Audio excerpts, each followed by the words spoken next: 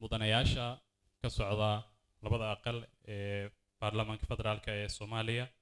wasiirada sharafta leh ee madashan ku sugan haweenka dhalinyarada culimada dhaqanka hal abuurada ee sugan yahanada qaybaha kala duwan ee bulshada rayidka ah dhammaan culimada dadka goobjooga ka ah marka hore waxaan idinku salaameynaa salaanta islaamka assalaamu calaykum waraxmatullaahi tacaala wabarakaatuhu salaan kadib munaasabadan iyada ah sidaan horraca ku sheegnay waxa ay xiriir la leedahay duco iyo tacsiil loo sameynayo walaalaheenii ku geeriyooday qaraxii 22kii qaraxyadii ka dhacay magaalada Muqdisho ee xaq darrada ahaa ee lagu laayay oo uu ka mid yahay walaalkeen Cawil Daahir Salaad iyo wariyaal kale iyo dad kale oo rayidoo Soomaaliyeed oo dhammaantoodba halkan aan maanta u joogno u duceyntooda iyo ka sheekaynta taariikhahoodii dadkii wax ka yaqiinay marka hore waxaan ku bilaabanaynaa munaasabada aayadaha Qur'aanka Kariimka ah waxaan noo soo jeedin doonaa Sheekh Bashiir Salaad falyatafadal mashkuuran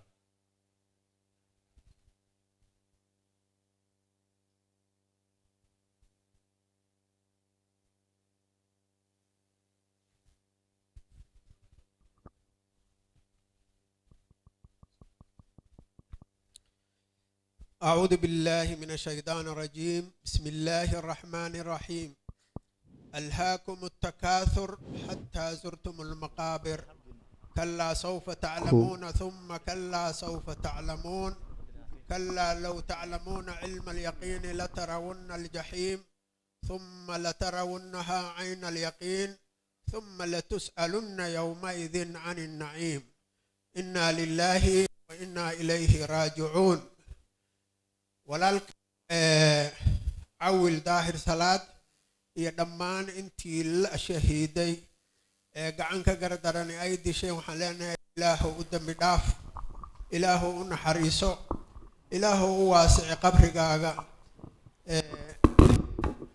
inta ka bacdi Ilaahi subhanahu wa ta'ala laba arrimood oo kaliya ayuu ku soo koobay nolosha midda dambe iyo midaanba mid asaga Ilaahay subhanahu wa ta'ala doonay midna wuxuu la doonay inay la yimaadaan bini aadanka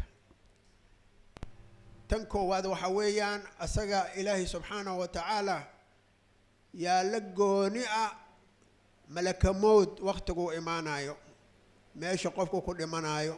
waqtiga uu dhalanayo waxa uu cuni doono inta uu koonkan ku jiro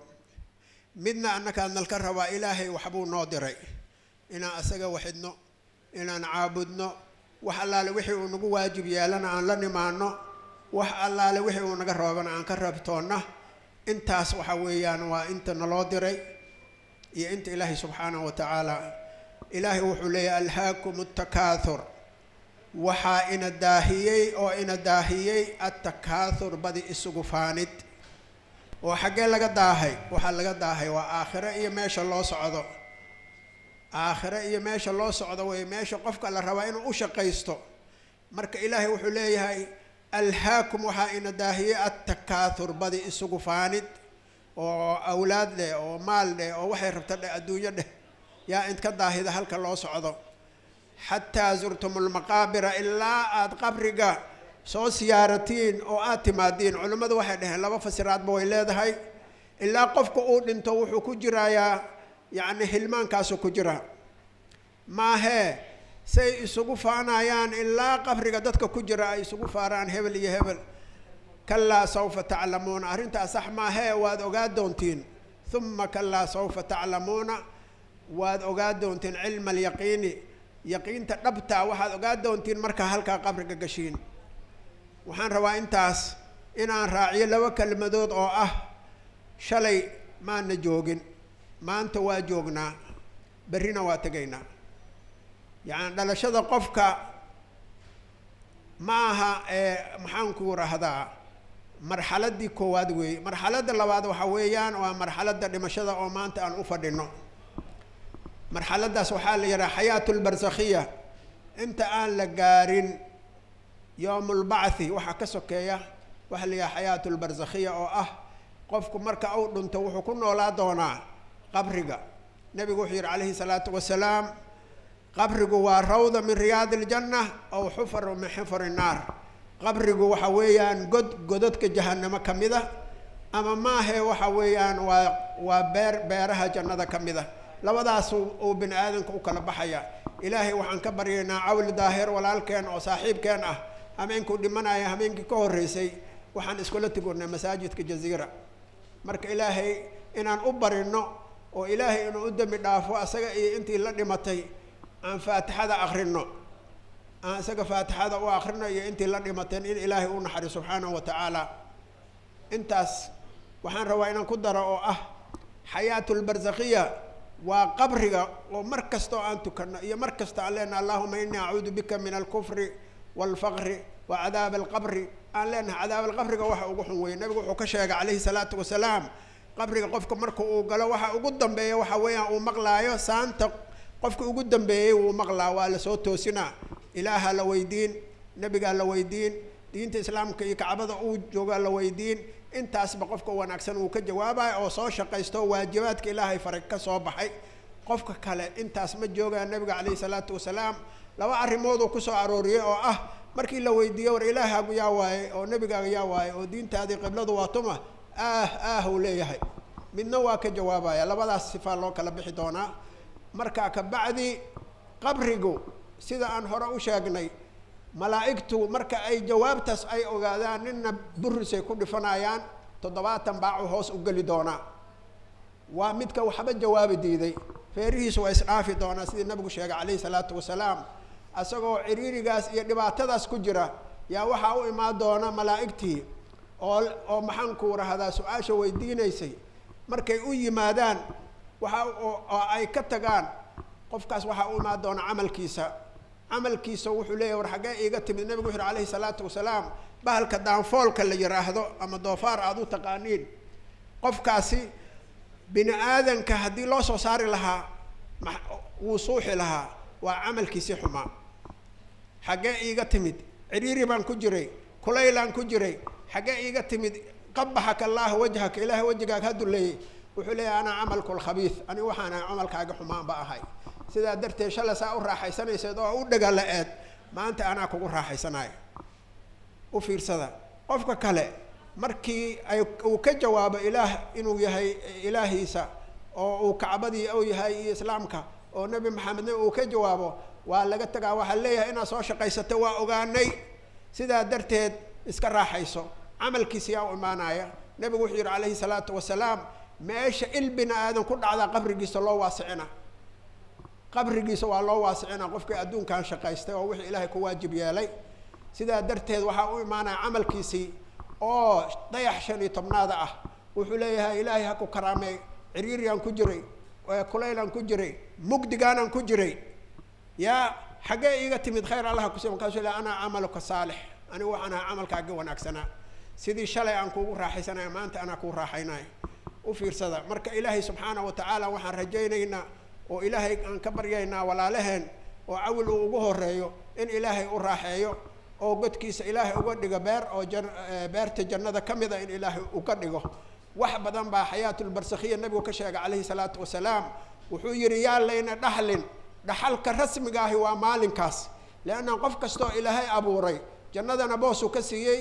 jahannamana boosuu ka siiyey marka yaan lagaa dhaxlin boos ka wanaagsan uu yidhi nabiga calayhi salaatu wasalaam sababtu waxa ay tahay qofka aan shaqaysan oo aan sheegnay waxaa loo furin midigtaa looga furin dariishad waxaa la tusayaa meeshii uu booska jannada ku lahaa markaasaa la leeyahay haddaa soo shaqayso laheed halkaasaa joogi laheed waa laga xirin bidixdaa dariishad looga furin naaru jahannama qiiceeda iyo mugdigeeda looga furin intaasaan rabnaa in ilaahay naga magangeliyo sidaa darteed waxaan rabnaa aan u ducayno walaalkeen aan u ducayno walaalaheen ilaahay subxaanahu wa tacaala ha u dambi dhaafo ilaahay ha u naxariisto intaasaan xayaatul barsakhiya uga bacsaa baxhigiiyaa ka dambeeya waxaa ka dambeeya siraadkii waxaa ka dambeeya xukunkii ilaahay subxaanahu wa tacaala marka halkaas aan u diyaar garowno oo iyaysanna hilmaansiin adduunyada waa mahadsantihiin wasalaamu calaykum waraxmat ullaahi wabarakaatuh waana ku dheeraaday iga raalli ahaada waa ku dheeraatay allaha kaa raalli ahaado insha allah waxaan rajaynaynaa dadka xiga ee hadli doona inay hadalka aada usoo koobaan sababtoo ah waqtiga aan barnaamijka bilownaa marka hore ka daahnay waxaan rabaa inaan ka cudur daarto dadkana xusuusiyo inuu nala fadhiyo ra-iisul wasaarihii hore ee Soomaaliya Nuur Xasan Xuseen Nuur Cadde oo aan ka ilduufay sheegistiisa mar horena imaaday soo dhawo mudan ra-iisul wasaare waxaan rabaa hadda in ku soo dhaweeyo waxaa jiray guddi ka soo shaqeynaya tacsida iyo halkan marxaladan inay soo gaarto guddigaas waxaa magacooda ku hadli doona oo ay kamid ahaayeen Cabdullaahi Xirsi iyo xildhibaan Mustafa iyo rag kale waxaa magacooda ku hadli doona oo bal faahfaahin naga siin doona shaqooyinka ilaa hadda ay soo qabteen iyo Ibrahim Umar Baafo falyatafadal Ibrahim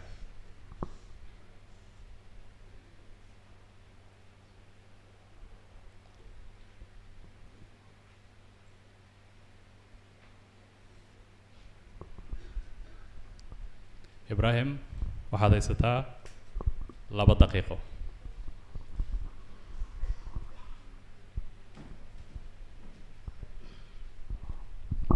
السلام عليكم ورحمة الله وبركاته إنا لله وإنا إليه راجعون maalintii sabtida ahayd 22 December markii dhibaatadu ay dhacday qaraxii tiyaatarka iyo kii daljirka markuu dhacay oo daqiiqado u dhaxeeyay subaxii markii kan tiyaatarka uu dhacay isla markii sidaad la socotaan markiiba waxaa meesha gaaray ciidamada ammaanka iyo shacabkii meelaha ka dhawaa waayo mar hadduu qarax dhaxo waxaa la socotiin in dad badan khasaaro uu ka soo gaaro awil allah u naxariista iyo wiilashii la socday gaariga la saarnaa iyo ummadii kale meeshaas ku dhimatay markii hore waxaan leenahay ilaahay jannatul firdaws allah ha geeyo markii dhibaatadu ay dhacday isla markii meeshii ayaan tagnay markiiba waxaan ogaanay in awil uu ku jiray dadkii geeriyooday Cabdullaahi Xirsi ugu horeeyay agaasimaha Universal TV markuu meesha uu tagay askarta meesha joogtaa waxay u sheegeen inay arkeen darawalkii TV-ga oo dhintay oo meesha yaala markaas ayuu ku soo dhacday maadaama uu isagu u diray in uu soo qaado awil xarunta uu imaado meeshaasna waxay ku balansanaayeen walaalkay saaxiibkiis qaaliga ah xildhibaan Mustafa Dhuxulow qadartii markii ay dhacday markiiba waxaa meesha ka dhalatay in gurmad degdega la fidiyo isla markaana laga tashto sidii loo aasi lahaa gaar ahaan 4 wiil awil uu ku jiray maadaama Universal TV aysan ka fogeyn meesha dhibaatadu ka dhacday 100 mitir wax ka yar u jirto meedadkii aan markiiba baadagoob ku bilownay waa la soo helay 4toodaba inkastoo daqiiqado iyo saacad ay u dhaxaysay helidooda naftirkooda waa dareemi kartaa musiibada intay la ekeed ee meesha ka dhacday waxaa la isugu keenay xarunta Universal TV isla markii waxaan sameynay marka qaabkii loo aasi lahaa waxaan isku raacnay 4tooda in hal mar janaasada la isugu dukado masaajidka Sheekh Suufi oo aan sidaas uga fogeyn isla goobta isla markaana la aaso bacda al-casr waayo waqtigu dhibaatadu ay dhacday subax hore ahayd intii raadintii iyo soo aruurintii iyo isku keenistii iyo in qoysaskii naftirkooda ay yimaadaan oo ay xaqiiqsadaan dhalinyaradii meesha ku dhimatay ba waqti naga qaadatay markiiba waxaan iclaaminay marka salaada casr in masaajidka Sheekh Suufi lagu dukado isla markiina la aaso 3 kamid ah wiilasha meel kale ayaa lagu aasay awilna waxaa lagu aasay qowraha Sheekh Suufi oo markaas hal qabri ka banaana oo ka diyaarsana alxamdulillah markii aan dhinaciisa dhulka aan dhignay ama dhinacooda dhulka aan dhignay ayaan waxaan isugu imaanay shir degdega isla meesha dhexdeeda qabriga waxaan sameynay guddi 12 ka kooban oo odayaal ah inay odayaasha ka shaqeeyaan qaabkii tacsida loo dhigi lahaa iyo meeshii lagu dhigi lahaaba maadaama guryaha dadkii ku geeriyooday aan ka gaabsan inaan tacsi dhigno waxaan helnay guri oo guryaha kamid ah walaalaha Soomaaliyeed gurigaas ayaan gogashii fidinay oo shalay oo talaado ahayd aan meesha ku soo qatinay gurigaas ayaan tacsida dhignay wadaadkii ayaan u tagnay sheekh caalimka ahaa wuxuu amray in quraan la akhriyo wadaadada la keenay ilaa iyo 30 gaaraya oo maalin walba quraan akhrinayeen sheekhu wuxuu amray wax quraan akhriya wax duceeya iyo wax adeega ha noqdaan meesha fadhi ku dirir iyo siyaasad iyo dhicin sidii aan yeelnay waa aqbalnay tacsidii horta meeshaas ayaan maalin walba ku haynay dadku meesha nagu soo booqanayeen inta fadhid intooda badan way noo timaado wajiida waan arkayaa meeshaan buug tacsi dhignay dadkii meeshay nagu soo salaameen oo nagu soo ziyaarteen hooshii sidaas ayaan ku wadnay waxaana guddiga gudoomiye noogu ahaa walaalkeen saaxiibkiis qaaliga ah xildhibaan Mustafa Dhuxulow aniga Cabdullaahi Xirsi iyo Umar iyo Shoo iyo Bulaale iyo rag kaleba hoos ayaan kala shaqeynayna hoosh waan wadnay alxamdulillah intaan guriga joognay dad badan ayaanu soo booqday oo mas-uuliyiin ay ku jiraan oo wasiirro ay ku jiraan oo xildhibaano ay ku jiraan waxaa sidoo kale noo yimid shalay maalintii ugu dambeysay oo na soo ziyaartay imaamka iyo ugaaska iyo wasiirada intii dhibneed waxaan isla garanay marka maanta oo Arbaca inaan meeshaan aan ku qabanno maadaama Cawil asxaabtiisii iyo ehelkiisii iyo qaraabadiisii iyo Soomaalidii uu ka tagayba Cawil nin qabiil ma ahan dabcan sidaad la socotaan nin qaran buu ahaa dadka uu ka yaqaano qoyskiisa waxa ka badan dadka kale oo saaxiibada leeyahay oo Soomaalida oo iyaga dhan aad ka mid tihiin maanta Arbacana runtii maalmaha ugu jecel yahay isbuuco ayay ka mid ahayd hadaa la socotiin barnaamijkiisa dood wadaag maalinta Arbacaha ayaa maaragtay uu qaban jiray aniga Cabdullaahi Xirsi goobjoog ayaan ahayn London anagoo joogno markuu barnaamijkan uu bilaabayo maalinta Arbacada maxaa u dooratay aan ku niri markaas wuxuu yiri xagga waad ogtihiin sabti axad lagama shaqeeyo waa isbuuci dhamaadkiisa wuxuu yiri Arbaco waa u dhaxaysaa maalmaha intana waxaa ka jirta Khamiis iyo Jimco dhankanna Talaadii Isniina ka jirta marka maalin dhexdhexaad waa yiri nin wuxuu ahaa sidiisaba nin dhexdhexaad oo jecel wax walba in siday tahay u dhigo asxaab badan ay wada shaqeeyeen iyo dad badan ba halkan noo joogo oo arki doontaan waxaan la joogaa qaraabadiisa ehelkiisa caruurtiisa qaar kamid ah la joogto maanta intaas ayaan rabaa inaan ku soo koobo tacsiidii sidaas ayay guriga shalay noogu soo gabagabooday maanta halkan ayaan idin kala wadaagnay inaan maanta Cawil aan ku xusno oo aan ku macsalaameeyno oo ugu duceyno ayaan meeshan u imaanay kulligeen waxna keenay waxa weeyaan jacaylka Cawil iyo ummadda Soomaaliyeedba inta qaraxa ku dhimatay guud ahaan maalintaasna Ilaahay waxaan ugu baryaynaa inuu jannatul firdaws geeyo inta kalena Ilaahay sharta uu ka hayo wadankeena Ilaahay inuu nabad nooga dhigo inta dhaawacanna Ilaahay u booga dhayo insha Allah waa maasan tahay waxa jiray dad aad u fara badan oo Cawil ay is yaqaaneen soo wada shaqeeyeen qaarkood marxaladihii dambe ee burburka kadib qaarkoodna marxaladihii hore ee dawladda dhexe ee Soomaaliya ay jirtay intii aan dalku dagaalada sokeeye galin qaar kamid ah saaxiibadiis ay soo wada shaqeeyeen ayaa madashan uga sugan waxaan hadda mikrofoonka siinayaa Shukri Maxamed Afrax Shukri waxa ay wada shaqeynayeen Cawil xilli aad u sii horeysay radio Muqdisho ay ka wada tirsanaayeen Shukri iyadana waxaan siinayaa 2 daqiiqo insha Allah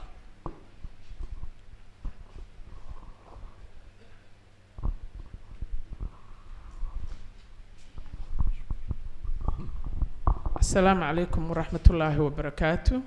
دمان كسو قيب قلياشا مدحذا قرنكا حلبانada senatarada iyo in allaale iyo intii ka damqatay geeridaas naxdinta badan ee ku timi walaalkeen waxaan filayaa waxaan ka mid ahaa dadkii raadiya Muqdisho xilligii burburka ka hor ay ka soo wada shaqeeyeen walow 2 sano aan u malaynayo inuu iga dambeeyay laakiin barnaamijyada aan isla qabanay hadda social media habay ku jiraan sheekooyin barnaamijka sheeko ka aban barnaamijka aan isla qabanay iyo aqoon badan oo saaxiibtinimo walaalnimo aan isku lahayn waxay ahayd xanuun weyn oo u soo hoyday ummadda Soomaaliyeed iyo bahda warfaafintaba wuxuu ka dhawaajiyay Liibaan ninka la yiraahdo Baafe nin qabiil ma ahayn annaga meediyaha inteena badan dad qabiil ma nihin wixii aan isla shaqeynaa isku qabiilnahay Soomaali baan isku qabiilnahay meediyaha iyagaan ugu jirnaa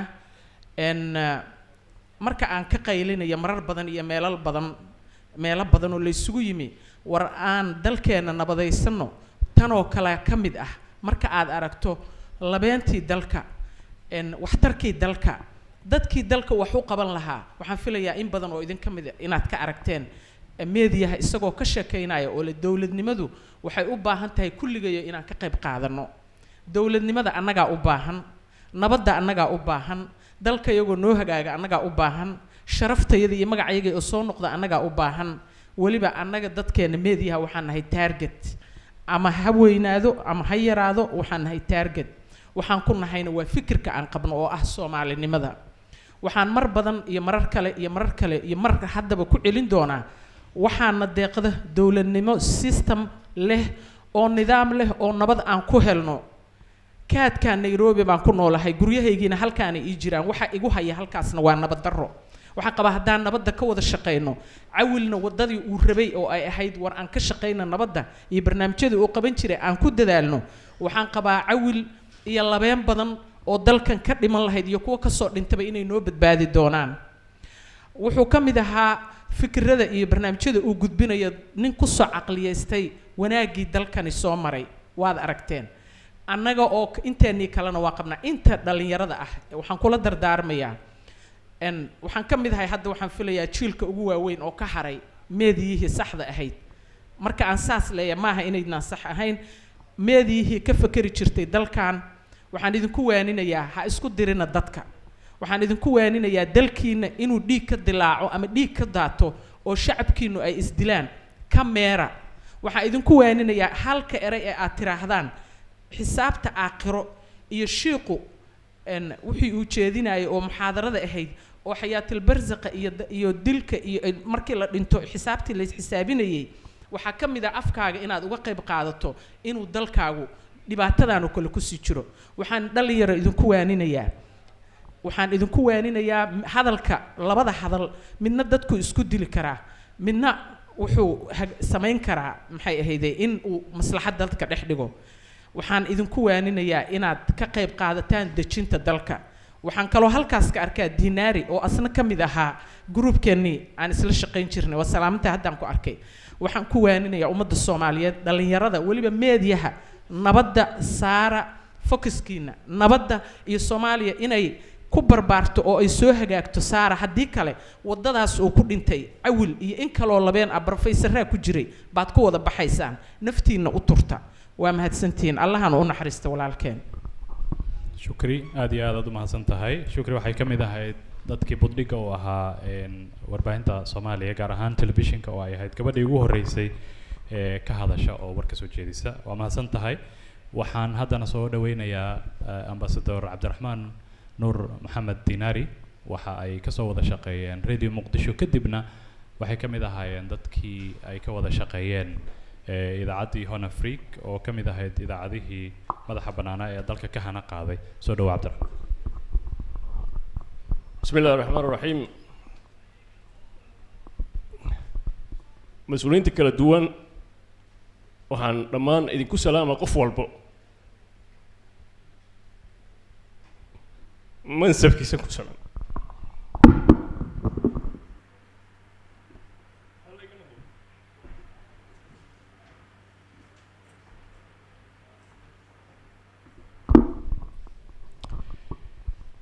Cabdiraxmaan aad u mahadsan yahay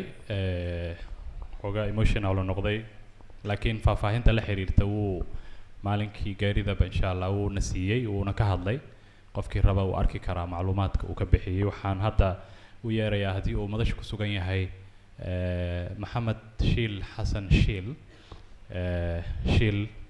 wuxuu ka mid ahaa dadkii ay soo wada shaqeeyeen isagana Awil waxaan jeclaan lahaa inuu laba eray ka yiraahdo aqoontii uu lahaa iyo jidadkii ay isla soo mareen Awil Daahir soo dhaw Shiil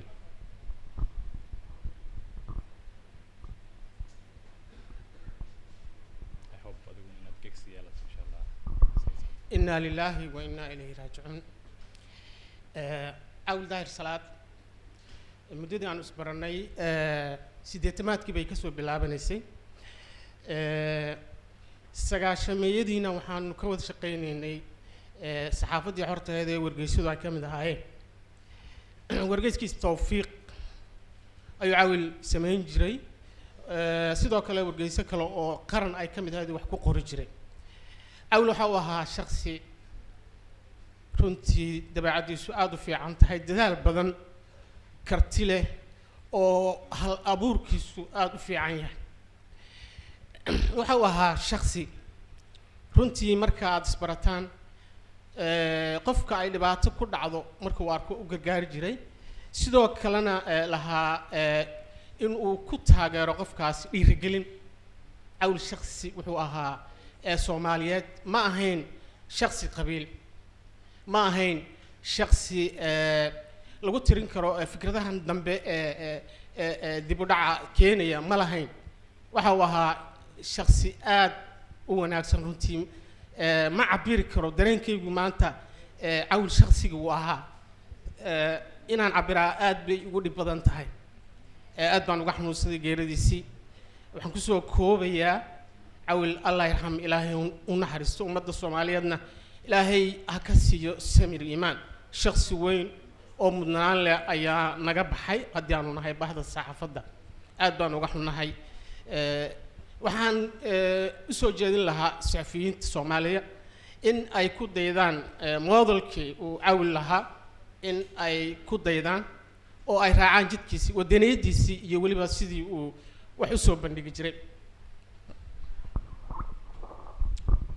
waa mahadsan tahay maxamed shiil xasan qaraa ah wariye ah saxafi ah ka tirsan saaxiibadii cawil ayuu ahaa waxaa jira dad badan oo nala jooga oo iyaguna aqoon u lahaa cawil iyo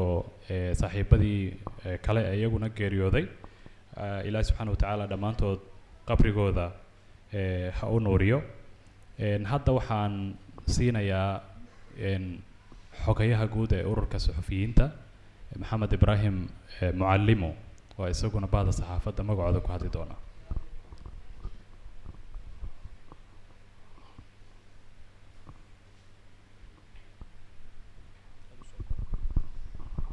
بسم الله الرحمن الرحيم رب اشرح لي صدري ويسر لي امري واحلل عقدة من لساني يفقهوا قولي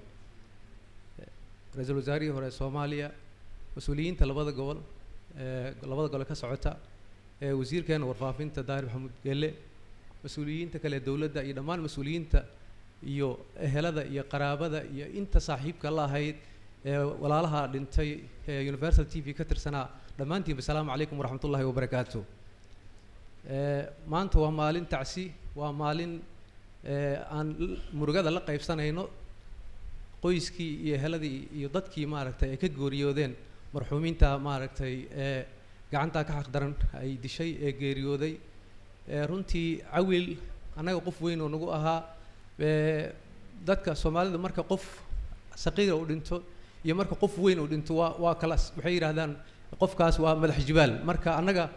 cawil wuxuu kamid ahaa dadkeena waaweyn maanta dadka jooga warbaahinta ka shaqeeya dadka ugu magaca dheer ugu asluub badan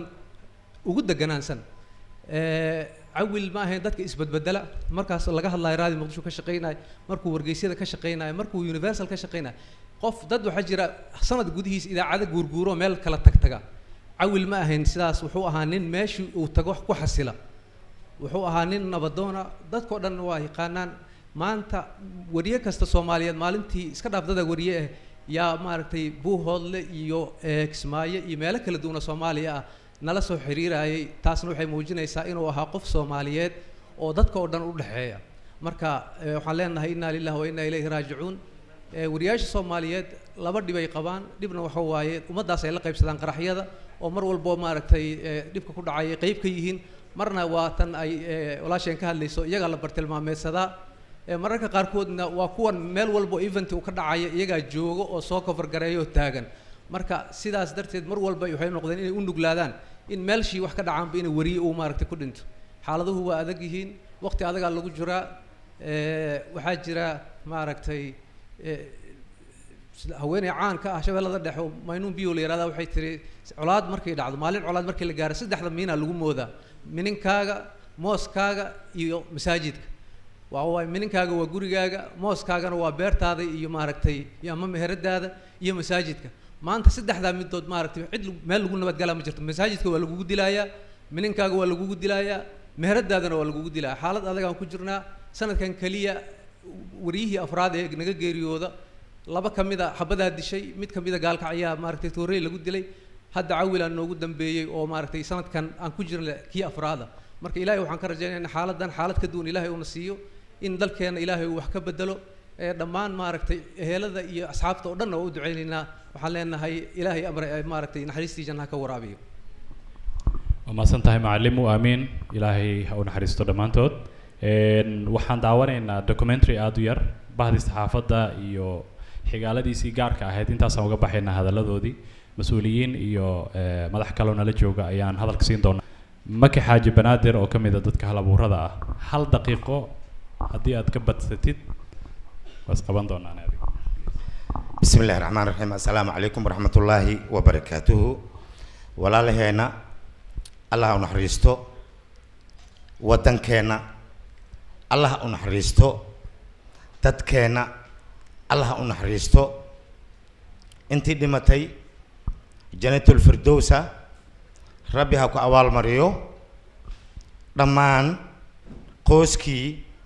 qaraabadii iyo shacbiga Soomaaliyeed meel walba ay joogaan maadaama ay ka wada baxeen dhammaanteena samir iyo iimaan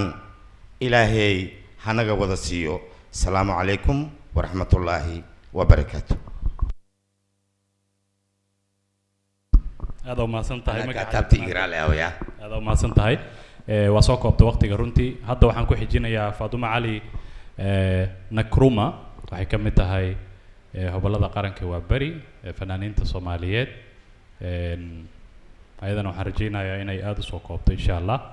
kadib waxaan ku xijinaynaa mas'uuliyanta kala duwan ee madan shaanala fadhiya oo aan rabno iyagana inay bal kelimadooda ka yiraahdaan munaasabadan ducada iyo xuska ah ee loo sameynayo walaalaheenii ku geeriyooday qaraxii xaqdarada ahaa qaraxyadii kala duwanaa ee Muqdisho ka dhacay ee walaalkeen Caawil uu ka mid ahaa soo dhawo Faaduma Cali Nakruma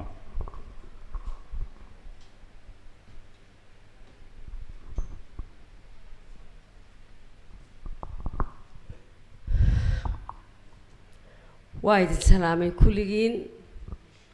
وزيرة ku-xigeenka labada aqal dawladda oo dhan iyo shacabka Soomaaliyeed iyo intii naxaysa ka naxdayba Soomaalida dhibaatada soo gaartay waxaan leeyahay waa idin salaamay haddaan anoo ku hadlayo magacayga iyo magaca hobolada waa bari waxaan aad iyo aad tiraanye iyo xanuun aan tacsi u dirayaa dhammaan Soomaali oo dhan meel ay joogtaba maxaa jira geesigaas qoraaga ahaa geesigaas hal abuurka ahaa geesigaas aqoon-yahanka ahaa geesigaas wadaniga ahaa iyo intii la jirtay baa horta Ilaahay ha u naxariisto marka waxay tahay sidii ay tiriba Maryan qoraaga ama dadkan wariyaasha waxaan ku codsanayaa inkastoon isku dadnahay oo isku bahnahay oo anagu inta saxaafadda oo dhan iyo inta raadiyaha ka shaqeysay TV-yaasha iyo joornaalada iyo inta balooniga ciyaartaba inay isku yihiin hal dad haddana waxaan codsan lahaa sidii ay Maryan tiri maxay ahayd wiilasha qoraaga ah aad baa geeridu ugu badan tahay laakiin waxaan jeclaan lahaa inaad samaysaan si dhexdhexaada adinkoo qolana u hiilinayn qolana ka hiilinayn si Soomaalinimo oo naftiinana aad ku badbaadisaan ilaahayna oo uga cabsataan waxaan leeyahay Caawil daahir salaad ilaahay ha u naxariisto waxaan isku ahayn waagii horeeta intii ay dawladdii burburin isku raadiyo Muqdisho baan ahayn isla ahayn anigu waxaan daadiin jiray barnaamijkii maqashii midadaala aniga Cawke marka iyo Faaduma Qaasin dadkii aan aniga saaxiibada ahaa oo Soomaaliga ahaa anaa ka haray baan u malayn laakiin waxaan Ilaahay uga baryayaa inuu annagana naga samarsiiyo awlaadii uu ka tagay iyo eheladiisii iyo xaasaskiisiina Ilaahay samir iyo iimaan inuu ka siiyo annagana Ilaahay inuu naga siiyo Caawil taariikhdiisa waxaa sheegi doonta taariikhdu ninna ma doonto ninna ma diido runtu geeridu ayadoo ay xaq tahay runtu ayada isqarta taariikhda Caawilla la qarin maye taariikhda sheegaysa marka waxaan leeyahay Ilaahay u naxariisto waana mahadsantihiin haddii aad mahadsan tahay Faaduma Cali Nakruma namada fanaaniinta qaran ee Soomaaliyeed hadda waxaan kusoo dhaweynayaa Maxamed Xasan Barrow waxa uu agaasimo u yahay kooxda waa bari ee fanaaniinta qaranka Soomaaliya fari tafadal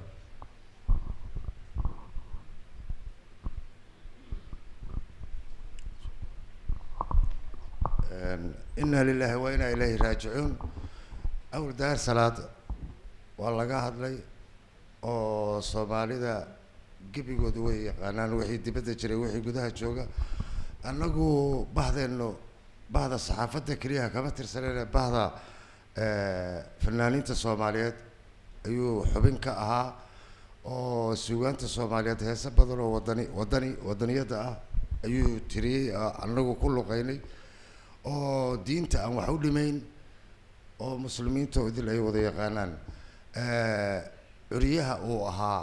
curinta mu'alifnimada ma aha suugaanta keliya barnaamijyada uu mu'alifka uu ka ahaa oo ay ka mid yihiin dood wadaagga ayaa aada loogu yaqaanaa awr daahir salaad hadalkiisa ma idlayn karo ilaahay ha u naxariisto ilaahay ha u naxariisto ilaahay ha u naxariisto mahadsan tahay maxamed barrow hadda waxaan soo dhaweynayaa sheekh somow waxuu ka mid yahay culimada soomaaliyeed waxa uu nagala joogaa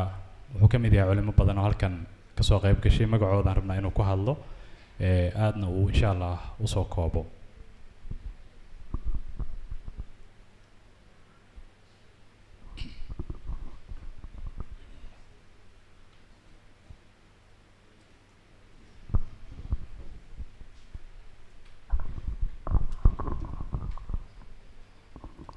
إنا لله وإنا إليه راجعون الحمد لله الواحد الأحد الماجد الصمد الذي لم يلد ولم يولد ولم يكن له كفوا أحد سبحان من لا يبقى إلا ملكه سبحان من لا يفنى إلا ملكه ولا يبقى إلا وجهه سبحان الواحد الأحد سبحان الله سبحان من قال شهدت نفسي لنفسي أن لا إله إلا أنا وحدي لا شريك لي وأن محمدا عبدي ورسولي فمن لم يرضى بقضائي ولم يصبر على بلائي ولم يشكر على نعمائي فليخرج من تحت سمائي وليطلب ربا سواي دمان مسؤولين تكالدون أهل كان فردة أوغو ريو رئيس الوزراء هيني هورين نور عده مسؤولين تلبدا أقل وزيرada xildhibaanada dhammaan culamaa u diinka aqoon-yahanka haweenka bacda saxaafadda qeybahooda kala duwan ahalka aan u tacsiyadeynayno waxaan leenahay marka ugu horeysa inna lilaahi wa inna ilayhi raajicuun mar labaad assalaamu calaykum waraxmatullaahi tacaala wabarakaatu allah u naxariisto dadkii soomaaliyeed oo walaalkeyna cawil iyo saaxiibadiisa 22 bisha maalintii sabtiga aan nooga dhinteen qaraxidii ka dhac magaalada muqdisho qadaha ilaahay ma la dhaafayo ilaahay intuusan abuurin samaawaadda arlada oona abuurin bini aadanka oonan abuurin qof waliba wuxuu dejiyey ilaahay axkaam qofku markuu dhalanaa markuu dhimanaa iyo waxa uu samaynayo acmaasha uu samaynayo qofka markuu caloosha hooyadiisa uu ku jiro 120 habeen ayaa malag loo soo diraa waxaa la amraa malagaas inuu qoro qofkaas inuu saciid yahay inuu shaqi yahay risqigiisa ejashiisa iyo maartay aho camalkiisa waxaan akrinaynaa sabuurad qoran ayaan akrinaynaa waxaan ilaahay uga baryaynaa inuu shahaadadooda u aqbalo dembigooda u dhaafo binaadamku wuxuu soo maraa maraaxil kala duwan sheekh bashiir ayaa aad u sharxay marxaladda koobaad waxa waayay marxalo anaka hadda la yiraahdo caalamu dharri markii nabi ilaahay aadam bin aadanka jirkiisa alla ka soo saaray oo qof ay ku arwaaxa la geliyay caqli ay ku jawaabaan oo alla uu yiri alastu bi rabbikum qaaluu balaa markaas ay wada dhaheen taas waxaa la yiraahdaa bini aadamku uu soo maray laakiin cilmigeeda aan na garanaynin oo inta nasku nooga sheegan ka naqaan marxada labaad waxa waayay markuu ruuxu oo hooyadiisa caloosheeda uu galo oo 120 habeen uu gaaro oo nafta lagu abuuro hadda aan sheegayn intaas la amraayo inta caloosha hooyadiisa ku dhex noolaha soo ugu nool yahay waa ku istaagaa waa fadhiisana ma garanayno marxalada saddexaad waa marka uu soo baxo saacadda uu soo baxo oo anugu aan leenahay cunugu waa noo dhashay waa noo soo barbaara maya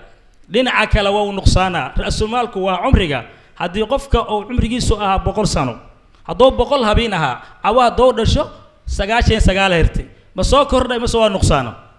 dhinacaas waa nuqsaanay walidaa ilaahi wuxuu leeyahay wal casri innal insaana la fii khusrin haddii dhinac kasta aad u fiiriso wariyahaysa agstaaga waqtiga soo gaabiyo u dhaho waa dareemi karaa waa soo gaabinaya waxaan leenahay marka sida soo socota allah u naxariisto cawiil iyo inta la dhimatay shahaadadooda allah u aqbalo dembigooda allah dhaafo waa dhaafiyay xayaatadii oo adduunyada ودافع حتى حالات برزخ وجرا حياة بعثي قاعد كحيته حشري بعثي صغيراتك يوم فريق في الجنة وفريق في السعير إلهي كيلو فريق في الجنة فريق في الجنة أنا كشيخ سومان ما قاعد علماء الصوماليات قيبه ذا كلا دوان كلها جود علماء يد علماء مجمع أنا جو كود وكيل إصوات درين وحنو تعزينا يا عويل داير صلاة أصحابتي لدمتي وجهرين بين آدمك مر لبعض مسلمين تا مر سدحات صومالي دا مر أفراد وعقد شعبك أحبابتي أصحابتي يقينين بهذه الصحافة دا جارهان الذي قرابة وكرنتي دولة الصومالية أو ركن أو هنا وجو تعزيها يا نفتي إذا أو أنا عن صاحب هنا أو ورجيسكي توفيق مركو وحقوري جرى مقالات بدن أو قرنه وأو تعزيها يا النفتي إذا وتعزيها أدين كوالين تعزيها يا وحن كل جينا عندها هالمر عويل نبي وحور عليه الصلاة والسلام حديث كان ربنا تابتو قف كبحالة مستريح مياه مسا مستراح ما قف راح يستا مسا قف لقى راح يستي قف إلى جنازة صومر تسوح ونبي عليه الصلاة والسلام وجبت بتكلا صومر توحور وجبت وحال المام معنا وجبت يا رسول الله قف كان وحور قفت لبدا قف خير كل شيكتين جنة وواجبتين قف نشر كل شيكتين قف نار واجبتي أنتم شهداء الله في الأرض والكل جينا وحنوجع على أنت هذا الشيء شيخي وذات كيري صلاة أيان إسلام دكاني ما أنت هبينك ودمنا يسوع ودمنا أيي هبين كذي إنه أهل صلاة أنا نفتي وقوا غيني كل جينا أنا دهنو وحي هاين دد أهل خيره صوصاص ما هن أول يا سعد تيس الخير ما هاين إلهي يو خير وأرجهنا أذانا نجوج جنة هذا السي والسلام عليكم ورحمة الله تعالى وبركاته. عليكم السلام ورحمة الله وبركاته. هذا حنو يا جواهر بارقب وقدومية هواك قبل كبنادر oo aan rabayna iyadana ay aad hadalka u soo koobto.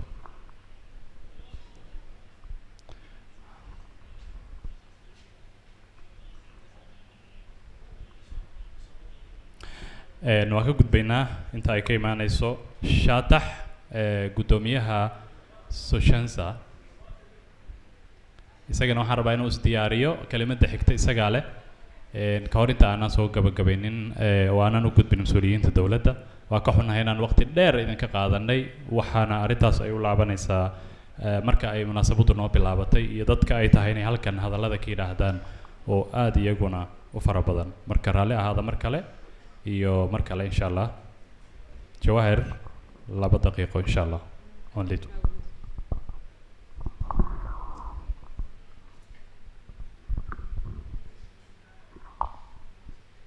إنا لله وإنا إليه راجعون waxaan rabaa xanuunka la qaybsanaya ummadda Soomaaliyeed cawil iyo intii dhimatayba Ilaahay ha u naxariisto waxay la tahay waa maalin qalbiyadeena baaqi ku ahaan doonta qof walba oo nool xanuunka meydku dhadhamin doonaa wadaniyadii way dhimat cawil wuxuu ahaa wadani wuxuu ahaa samafale wuxuu ahaa wehel u ahaa cid walba oo inta meesha fadhido qof walba cawil uu ka dhintay familka uu ka dhintay xaaska caruurta ehelka calanka buluuga iyo meel walba waan joognaba waan dareemi doonaa asaga iyo inta la midka ah waxaan rabaa dhammaanteen samir iyo iimaan saadaqa Ilaahay inuu naga siiyo ciidamada iyo saxafiyiinta Soomaaliyeed ayaan adduunka u jeclaa amniga cidii dhaliishaan adduunka u nabca kuwana qarxiyo ayaan ifada u nabca cawil wuxuu ahaa in badan oo inta fadhida iyo in badan oo na daawanaysa kuwa uu ku soo noqon doono dardaaranna 40 sakan ayaa noogu filan waxaan rabaa inaan idin la wadaago ma tilmaami karo cawil wuxuu ahaa aad iyo aad shakhsi u ah aabba Soomaaliyeed cid walba u ahaa kuwa waliba baahiyaha gaarka qaba kuwa aan wax arkin kuwa aan wax maqlin kuwa duruufaysan cid walba wuxuu la ahaa daris marka aan daalo waxaan ahaa midaan wacdo wuu i rajogelin jiray wuxuu ahaa dhiirigeliye wuxuu ahaa nin wax dhisa wuxuu ahaa nin dowladnimada jecel wuxuu hiil u ahaa qaranka laakiin waxaan rabnaa inaan wada qaadano dhammaanteen ma dhici doonto inaan dib u laabano inaan u mahadceliyo bahda warbaahinta Soomaaliyeed waxaa laga hadlay warbaahintii hore intuu la shaqeynay waxaan rabaa inaan amaano goobtan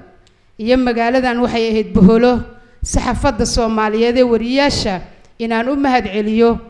iftiinka maanta aan haysano idinka u sababa oo aan dhaho jiilasha dhalinyarada ah cawil ha idiin noqdo tusaale waxaan rabaa ugu dambeyn inaan baaq u diro cid kasta oo Soomaali ah meel walba aan joogno dareenkana gaaray wuxuu noo barbaariyay bulshada Soomaaliyeed qaybaheeda kala duwan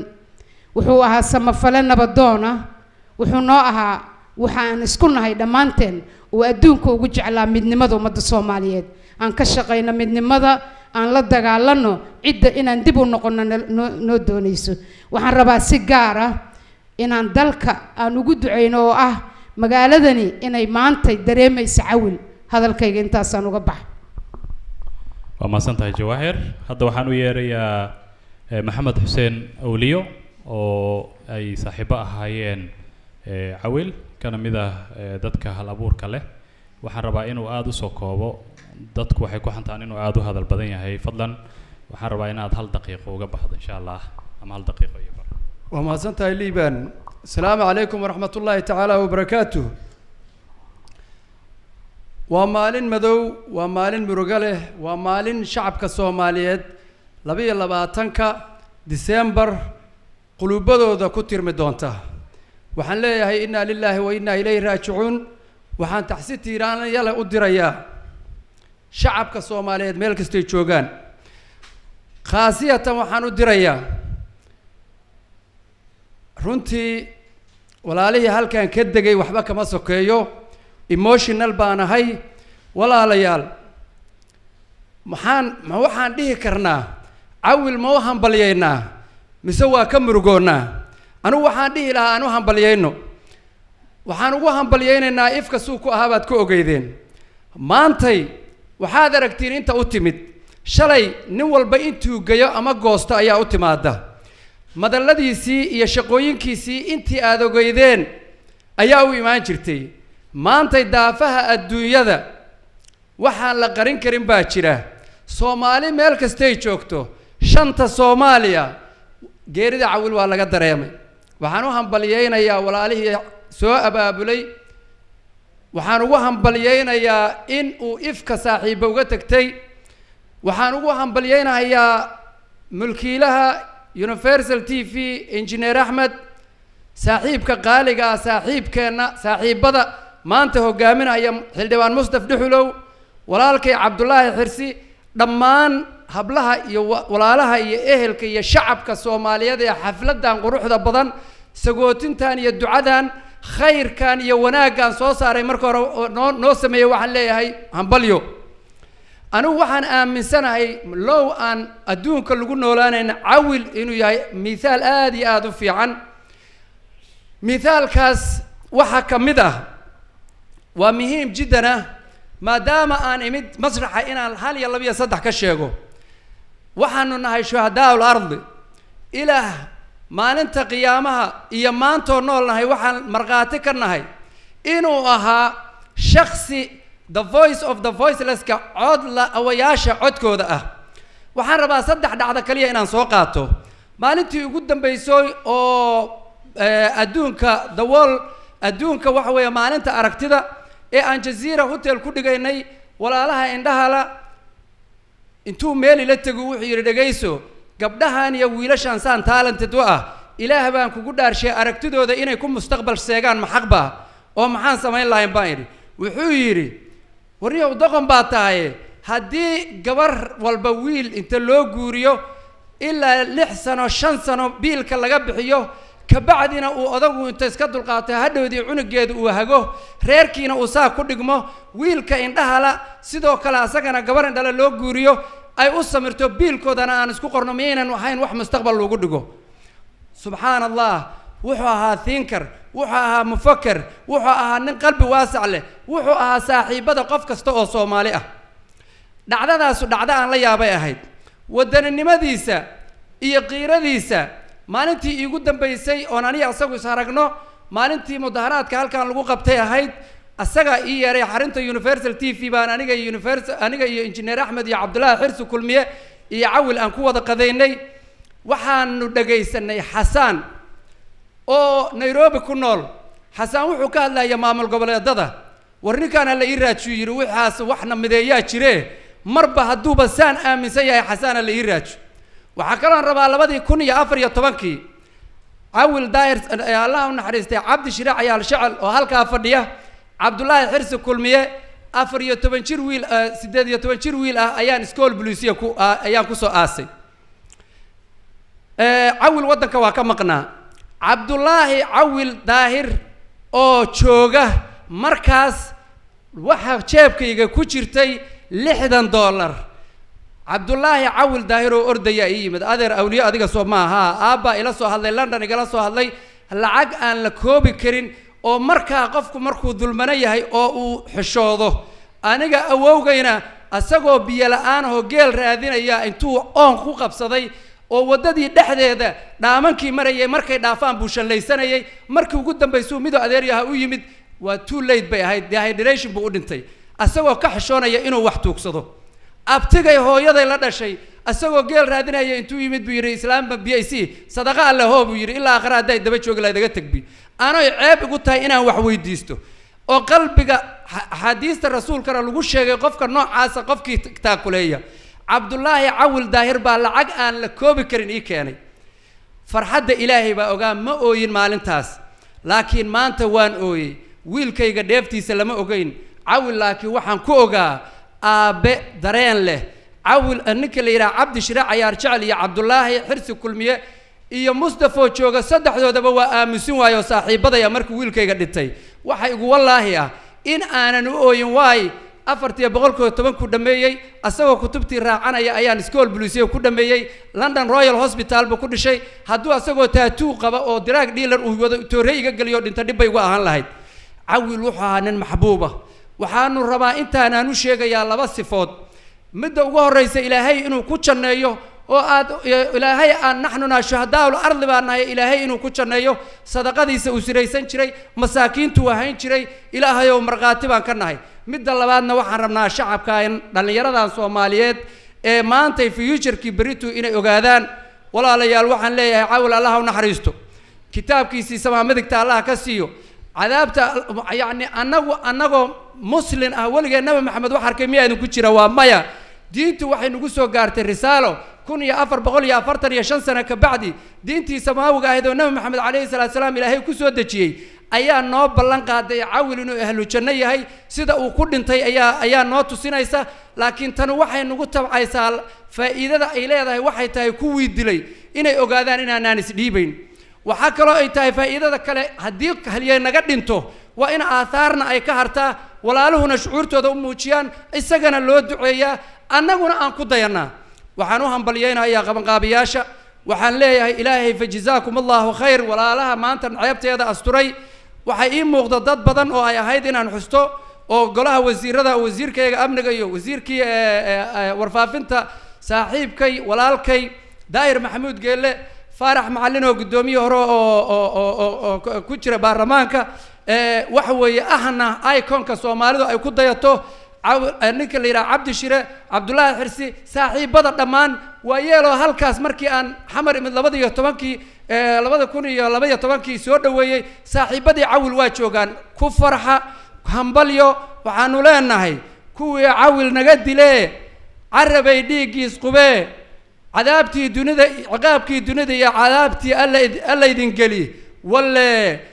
cadawaatihiin ilaahay ha u naxariisto ilaahay Soomaaliya tan ha ku mideeyo dhacdadan waa dhacdadii 14 October oo kale waa tii Soomaaliya ay ku midowday Soomaalida wali qalbiyadoodu waa nool yihiin dardaarankii Cawil waa shaqeeyay Soomaalidu waa walaalo meel aan maanta laga ooyeen Gaarisa iyo Wajeer iyo Jigjigiya Hargeysa iyo Soomaaliya London adduunka waxa weeye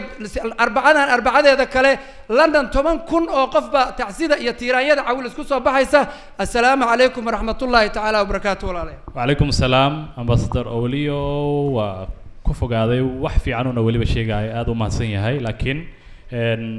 waqtiga aad noo haya marka hadda waxaan kusoo dhaweynayaa ka hor inta aanan siinin Faarax Macalin oo ah siyaasi Soomaaliyeed halkan nala jooga Cabdinuur Maxamed Axmed oo ah agaasimaha warfaafinta madaxtooyada Soomaaliya Cabdinuur haddii uu dhow yahay okay welcome soo dhow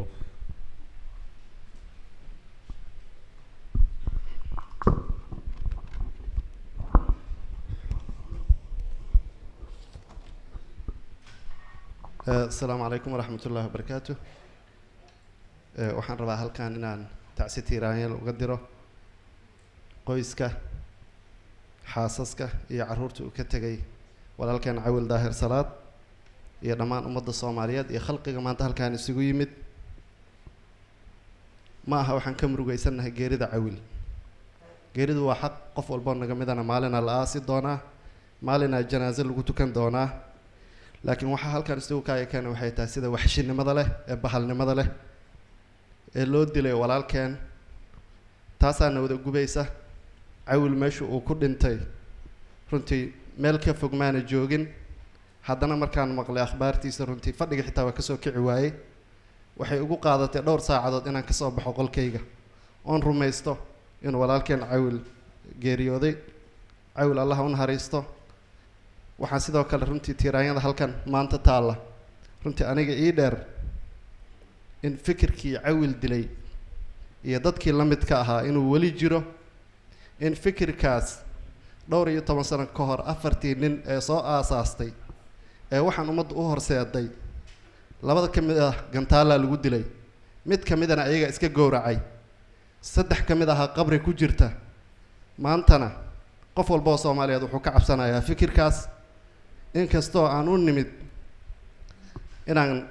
walaalkeen Cawil barodiiqiisa geeridiisa isugu nimid haddana runtii dadkii halkan soo istaagay intooda badan kama aysan hadlin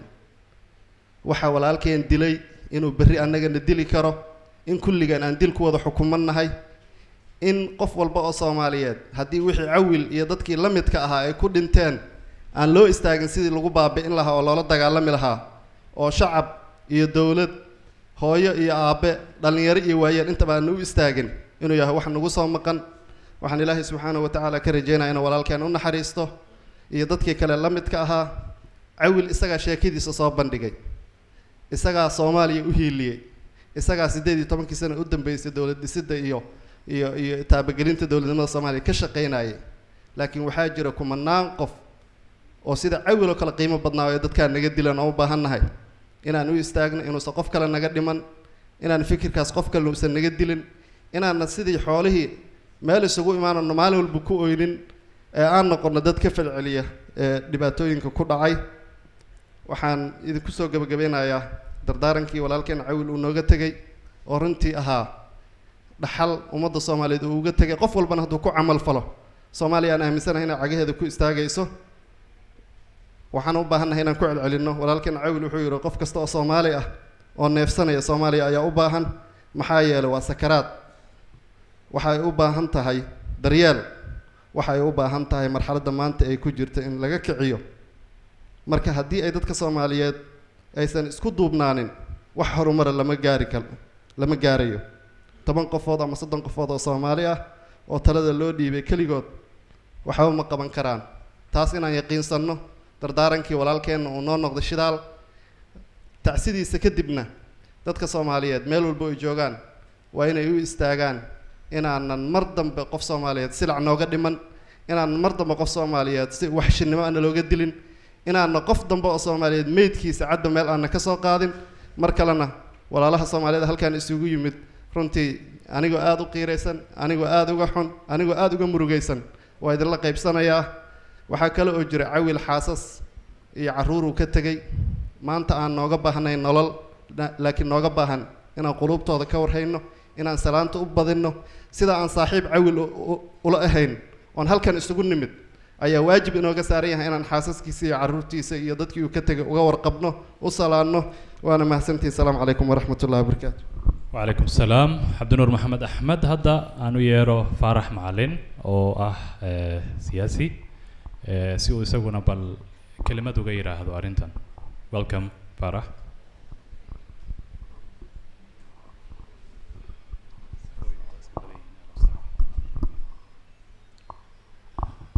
إنا لله وإنا إليه راجعون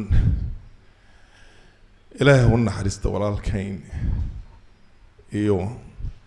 dadka naga geeriyooday oo waxshinimadan meesha naga geeriyooday walaalayaal aan qaran kalaan ka imaaday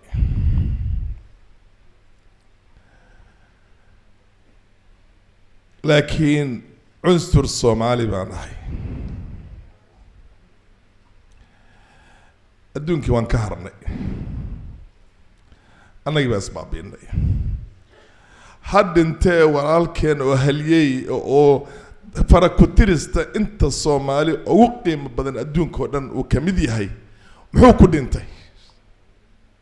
muxuu galabsaday oo wanaag ka heen inuu tolkii wax u qabto yiraahdo Soomaali ba sidan halood ama waxaan ka heen muxuu galabsaday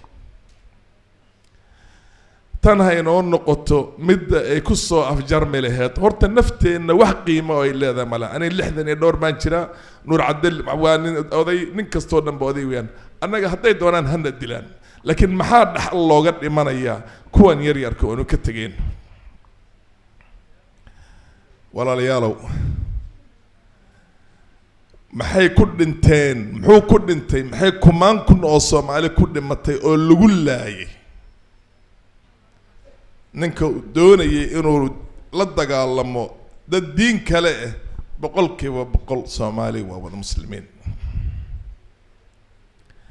dadka diinta kale ahna wax ku saamaxayo in la iska laayo ma jirto diinta Ilaahay inoo keenay oo nabigeena kaleey salaatu wasalaam maxamed la nagu soo dhiibay waxay qabtay way noogsoonaa anagoo dhanba ana intaasan kaga baxayaa walaalkay qaali buu ahaa sida kali oo ihsaan ugu sameyn karna waxa weeyaan wuxuu aaminsanaa aan dhab ka dhigno sacrifice buu sameeyay wuxuu u dhintay Soomaali buu u dhintay Soomaaliya inay qiimo yeelato adduunka ay ka mid noqoto meel kasta qaxooti baa lagu yahay Soomaali gabdhahoodii iyo maxay ahayd wiilashoodii iyo wax kasto dhanbe dumarka anaga oo wax badda ku dhamaan hayo wax meel kasta qaxooti ku wax jeelal immigration adduunka ka lagu haysto ee wax maxay ahayd qarankii silca ku ilaahayna nagu ma qaban anaga isku qabanay waxaan idin sheegi waa mid horta foundation hal la hagaajiyay jaamacadaha jiray ninkan magaciisa waxaan rabnaa inuu noqdo mid lagu soo hirto 200 sano hadda ka dambe oo yiraahday halyeeygi hebel ahaa oo lagu qoro universities ka top universities ka school of journalism ka yiraahdo school of Awil Dahir Salat sifa ay ugu hirtaan jiilalka dambe oo gadaalka imaan doona annaga taariikhda mana qorno mana xusno halyeeygana markuu dhintaa ugu dambeynaya Soomaaliya ka soconaysa waxyaabaha dhibkan lagu hayaan waxyaabahaas ka mid ah hadii taariikhda aanan la xuseenin oo intii la fiiriyo you cannot confront this future if you don't know where you came from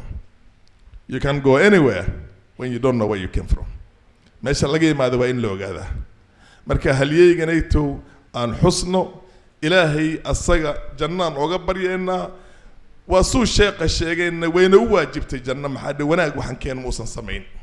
nin Soomaali oo dhanba ay u midaysan tahay Soomaali oo dhanba isku si ay tahay cunsurka qaranka Soomaalinimo uu ka dagaalamay wax ka hoosana wali ku muusan daarin marka waxaan leenahay ilaahay jannada ha ka waraabiyo annagana aan dadaalno sidii ay mar damba u dhicin tan oo kale sidii mujrimiintii la iskaga soo qaban lahaa waa mujrimna waxa weeyaan waa in la iska qabtaa diinteena ayna fartay jihaadka islaamka lama farin jihaadka inay ummad intay la dagaalamaan kala ay waxa weeyaan markii sharkooda laga nabadgeli waayo diintaada iyo xurriyadaadana lagu diido inaad ku noolaato waa inaad iska celisaa waxa ka hortaagan tii ay ku waajibaysay jihaad bay tan hadda ay tahay waxaana waa murtasiqiin lagu adeegan hayo part of the global geopolitics oo intelligence services oo dad kale ay ku shaqaysan hayaan arrimo ka waaweyn waxaan yareyn oo Soomaalida arkayaan ayaa meesha ku jirta in la iska gaaraa loo baahan yahay in uu maaragtay go'aano adag ka soo baxaan nin kastaba ha dilaan boqol ha dilaan madaxe laakiin iyagana meel ha lagu hubsado arrintan inta soo xirmato soo afjarmato billahi tawfiiq aad baad mahadsantiin aad iyo aad u mahadsan tahay Faarax Macalin hadda waxaan siinayaa xildhibaan Cabdi Shire ciyaar jecel soo dhawow Sona Cob inshallah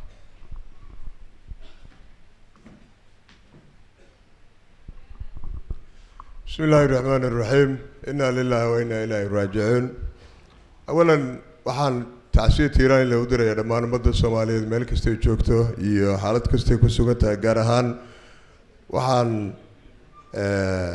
la wadaagayaa tacsiida tiiraanyada lahayd walaalihii Soomaaliyeed 22kii bishan aan ku jirno lagu laayay tiyaatarka agtiisa Cawil Daahir uu ka mid ahaa Cawil Daahir labada daqiiqo la siiyay ugama hadli karo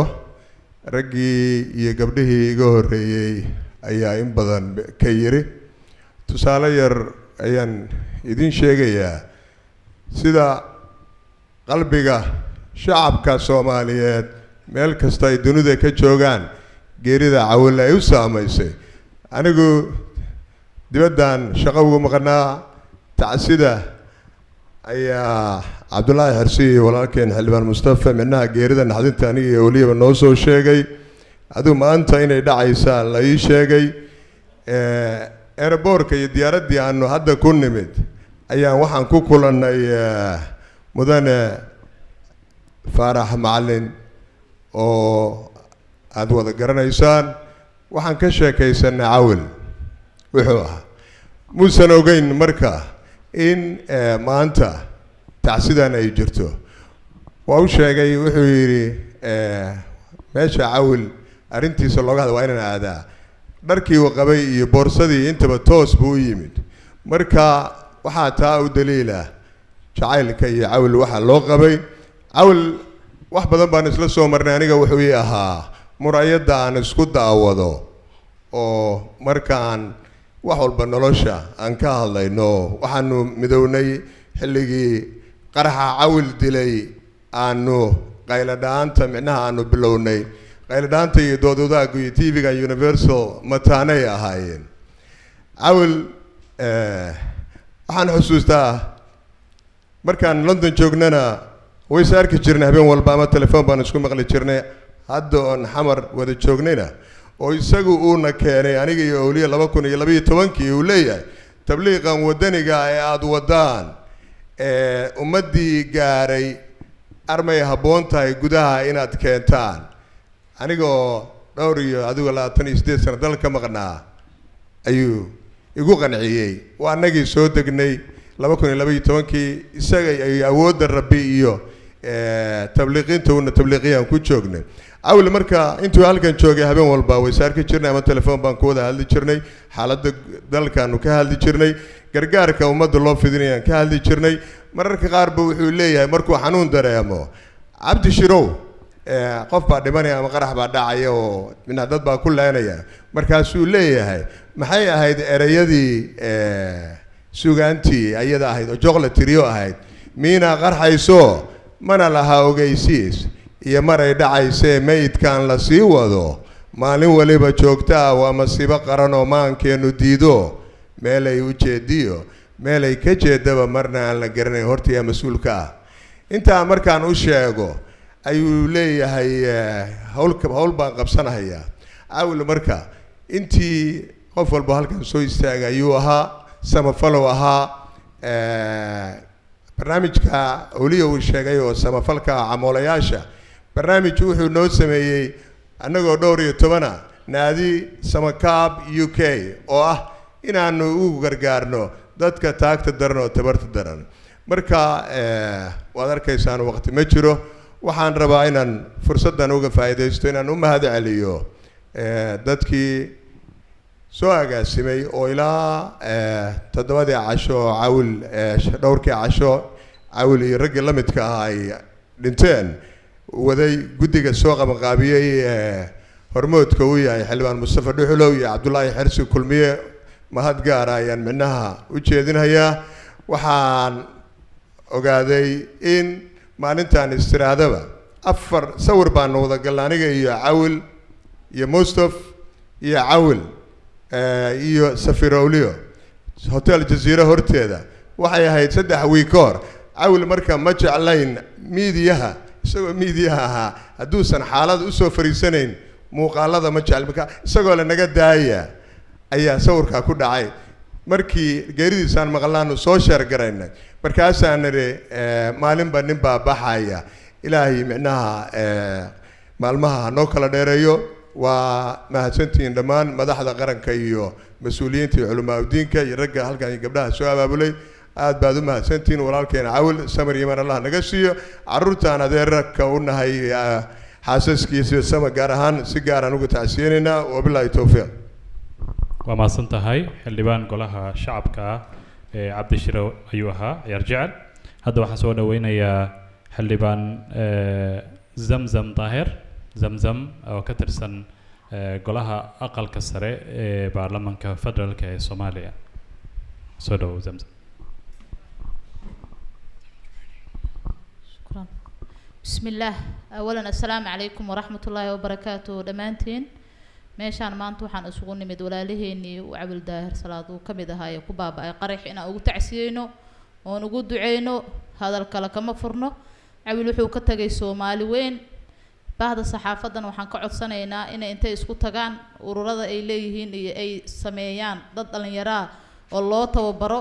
oo maaragtay barnaamijkii iyo barnaamijyadii Cabdul Daahir Salaad oo wadi jiray oo waxtarka ahaa oo maaragtay ummadda Soomaaliyeedna ay u baahan tahay in meeshoodii laga sii wado oo aanan laga tagin. qof kasta way dhimanaysaa. aniga hadda wuxuu dhimanaya habeenkii asla hadalnay maalintii oo dhimanayaan balansaneen waxaan ku balansaneen hool qof maaragtay Soomaaliyeed aan u qabanayno naga dhaxaysa qof Soomaaliyeed oo ahay. sidoo kale waxa idin sheegay qof reerkiisa iyo ehelka oo kamid yahayna ku wanaagsan oo waxgal ku ah oo aad qaali noogu ah. inna lillahi wa inna ilayhi raaji'uun. Allah u naxariisto dhammaan cid kulay meesha ku dhintay oo dhan ee kamid ahaayeen staafkii 8 wiil ahaayoo la socday gudoomiye ku-xigeenka gobolka Banaadir Tuulax ayadana maaragtay waa u tacsiyeynaynaa dhammaan ummadda Soomaaliyeed iyo intii meesha ku dhimatay oo dhan. ilaahay sabri iimaan ha naga siiyo wadankana ilaahay nabad ha nooga dhigo. mahadsanid. hadda waxaan u yeerayaa sidaas lamida xildhibaan ka tirsan golaha shacabka canab xasan cilmi. xildhibaan canab ha soo dhawaatay iyaduna.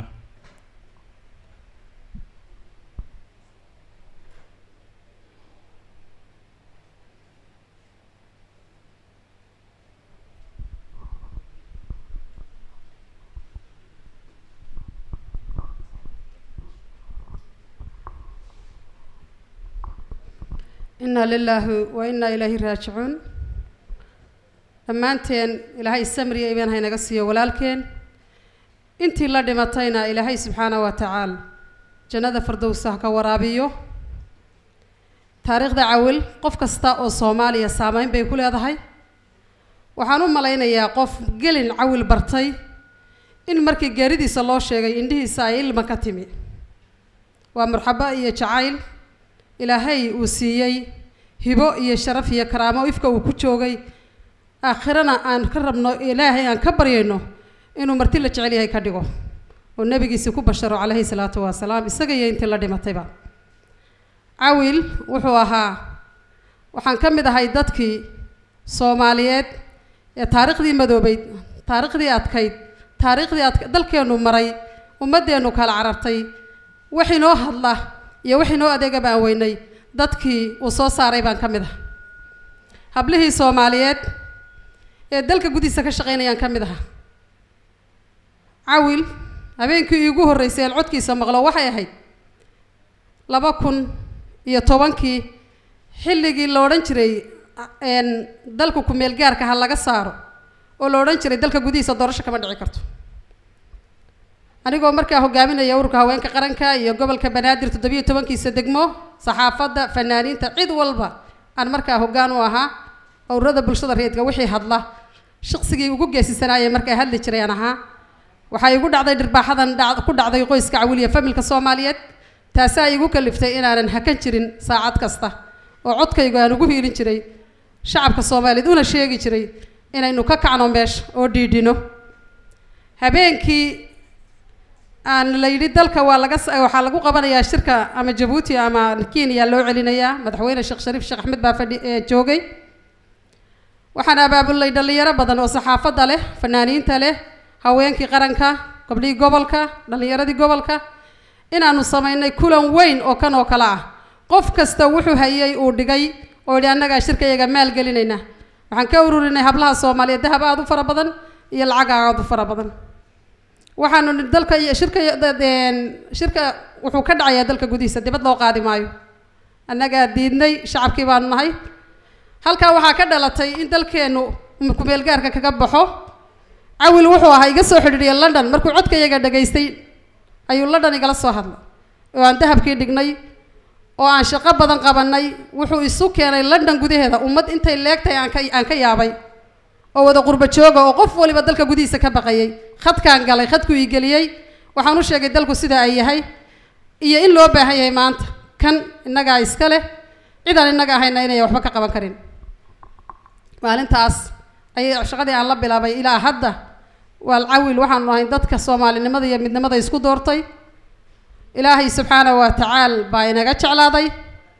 sida uu awliyo sheegay ma dhimane wuu dhuuntay wuxuu inooga tagay qoys ballaadhan wuxuu inooga tagay dhaxal wuxuu inaga tagay dawlad dhisan oo maanta hanan karta agoontiisa iyo waalidkiisa iyo shacabka inta uu adeegi jiray hanan karta inooga tagay waxaan u baahannahay inaan caloolad-kayno waxaan u baahannahay inaynu mar kasta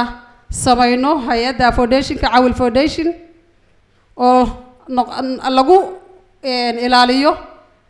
ay ugu horeeyaan intii isaga la dhimatay awlaadii ay ka tageen gabadh baa ku jirtay 18 qof u adeegta oo shaah ku karisa talada xaawata dadkaas 4 qof baa meesha kaga dhintay 3 oo ninkeedii oo askari ku jiray walaasheed qarxi ka horeeyay ku geeriyooday waad arkayseen media waa ka aragteen ummadaas gargaar inooga baahan dhammaanteen aan caloosha adkaysano Ilaahay subxaanahu wa ta'aala aan ku aqoonsano halkaas aynu wada soconaan laakiin karaamada iyo cisiga iyo sharafta iyo jacaylka iyo wadannimada uu ka tagay Cawil dhalinyarada media haysaay taasana idinka baahan dalku waa wada danqanaya waa sida uu sheegay Cawil waa madluum qof kasta oo Soomaali u baahay saxaafadda waxaan ka codsanaynaa dalkan idinka dhisi kara idinkaana dumin kara cadawgiina dumiyay 30 sano ilaa hadda wayna la nool yahay inaga ma foga wayna arkayaa talaabo kasta qaadna wuu og yahay laakiin waxa la inaga rabaa inaan la nimaadno Ilaahay subxaanahu wa ta'aala inaan ku samirno way masiibooyinka inoo yimaada dadka qaaliga dalka ku ah ummaday ka tageenna inaan la ilaawin oo la dayicin waxaan leenahay inna lillahi wa inna ilaahi raaji'uun dhammaanteen aan iscafino Cawilna intii la soo shaqaysay intii baratayba una ducee ana la cafiyo waa bili aadan waa laga yaabaa in wax iska dhacdhacaan inkastoo aan ogahay uusan khalad iyo ceeb midna lahayn haddana dhammaan aan soo cafino ummadeena Soomaaliyeed dhiigna aynu yeelano waxa waynana nool yihiin inagaba fogee aan sidii aan uga hawlgeli lahayn aan ka shaqeyno walaalayaal wassalaamu calaykum waraxmatullaahi wabarakaatuh وعليكم السلام ورحمة الله وبركاته هذه هذا ما سنتهاي هذا حسوا دويني سنتر محمد أمين وكتر سنة سوونا قلها أقل كسرة برلمان كفدرال كالصومالية تيرو آدو يرى ضدها هنو هرتي وان جب سنين إن شاء الله وحير كذب بسم الله الرحمن الرحيم وبشر الصابرين الذين إذا أصابتهم مصيبة قالوا إنا لله وإنا إليه راجعون أولئك عليهم صلوات من ربهم ورحمة وأولئك هم المهتدون خيارتا مرت شرفت كسو قيب كشي حفلتان أنا عن مناسبته يكلا قادينين وهري رزاري هري dhalinyarada yaryar ee noo adeegaysay dhammaan waxaan ku salaamayaa salaanta islaamka assalaamu calaykum waraxmatullaahi wabarakaatu. waxaan u malaynayaa munaasabadan hadal badan uma baahna, waxaan u joognaa waa inaan u tacsiino walaalkeen Cawil Daahir Salaad iyo saaxiibyadiisii ku geeriyooday qaraxii arxandarrada ahaa ee 22-ka December. taariikhdiisa iyo wixii uu soo qabtay si weyn ayaa looga dhagirsan yahay. waxaan ka mid ahaa dadka sida qaaska ah asxaabta ay u ahaayeen Cawil oo habeenkii ugu dambeysay ii soo wacay 11-kii oo duhurkii aan ku ballanay hotel Doorbin inaan ku wada kulanno. habeenadii inta badan isaga iyo saaxiibkiis Mustafa Dhuxul oo dhowr jeer soo waceen maadaama aan wiigi ugu dambeeyay iyo maalmihii ugu dambeeyay aan magaalada ka maqnaa. runtii nin cilaaqaad badan ayuu ahaa oo awooday inuu manage gareeyo dad fara badan ee Soomaaliyeed. aragtida siyaasiga iyo tan kale ay kala qabaan iyo deegaanada ay kala degan yihiin aan waxaasi dhan aan xuduud lahayn oo Soomaalinimadiisa runtii si weyn ayaa looga hadlay. wanaagaas aan uga wada sheekayseen ayaan u rajaynaynaa wajabadaan leenahay. ilaahay subxaanahu wa tacaala jinnadii firdowsaha ka waraabiyo ahalkii asxaabtii iyo qaraabadii iyo ummadda Soomaaliyeed oo runtii uu ku weynaa. wuxuu ahaa shakhsi qaran, ayagana sabri iimaan Allah ka siiyo, annagana gadaashiisa ilaahay nama fidneeyo. dalkaana deganaasho iyo nabadgelyo ilaahay subxaanahu wa tacaala ha u keeno. gaar ahaan magaaladan runtii dhibaato fara badan ayaa ka taagan, maalin walbaba dad sidaas ugu weyn bulshada ayaan u duugnaa. waxaan markaa rajaynaynaa in uun cashar fara badan laga barta arrintaas. aad iyo aad u mahadsantihiin. صبر إيمان هنلاها نقود السيو إلهنا سبحانه وتعالى جندي فردوسها كواربيو. السلام عليكم ورحمة الله وبركاته. عليكم السلام ورحمة الله وبركاته. سنتر محمد أمين. هذا وحسين دونا رزاري هراء الصومالية لكن وحن كهر مرنا يا محي الدين شاتح أو قدوميها أورك أيكم إذا يسيهين أورور هذا كلا دوان بولشة الريد كا شاتح فليتفضل مشكورا. دوان أي حفظك الله دورتي محي الدين شاتح أورك وحاله يقانا سوشنزا سودو محي الدين.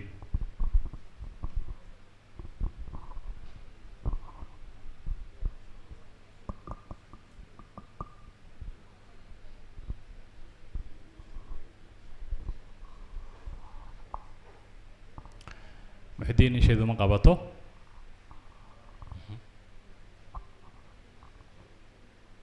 marka waxaan u gudbaynaa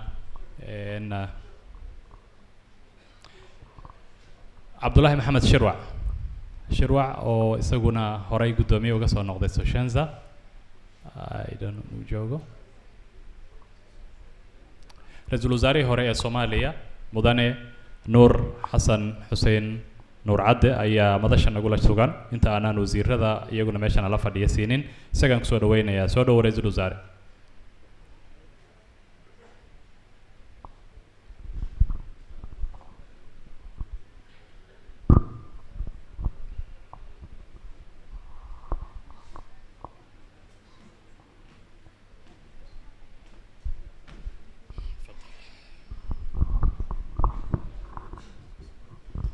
بسم الله الرحمن الرحيم.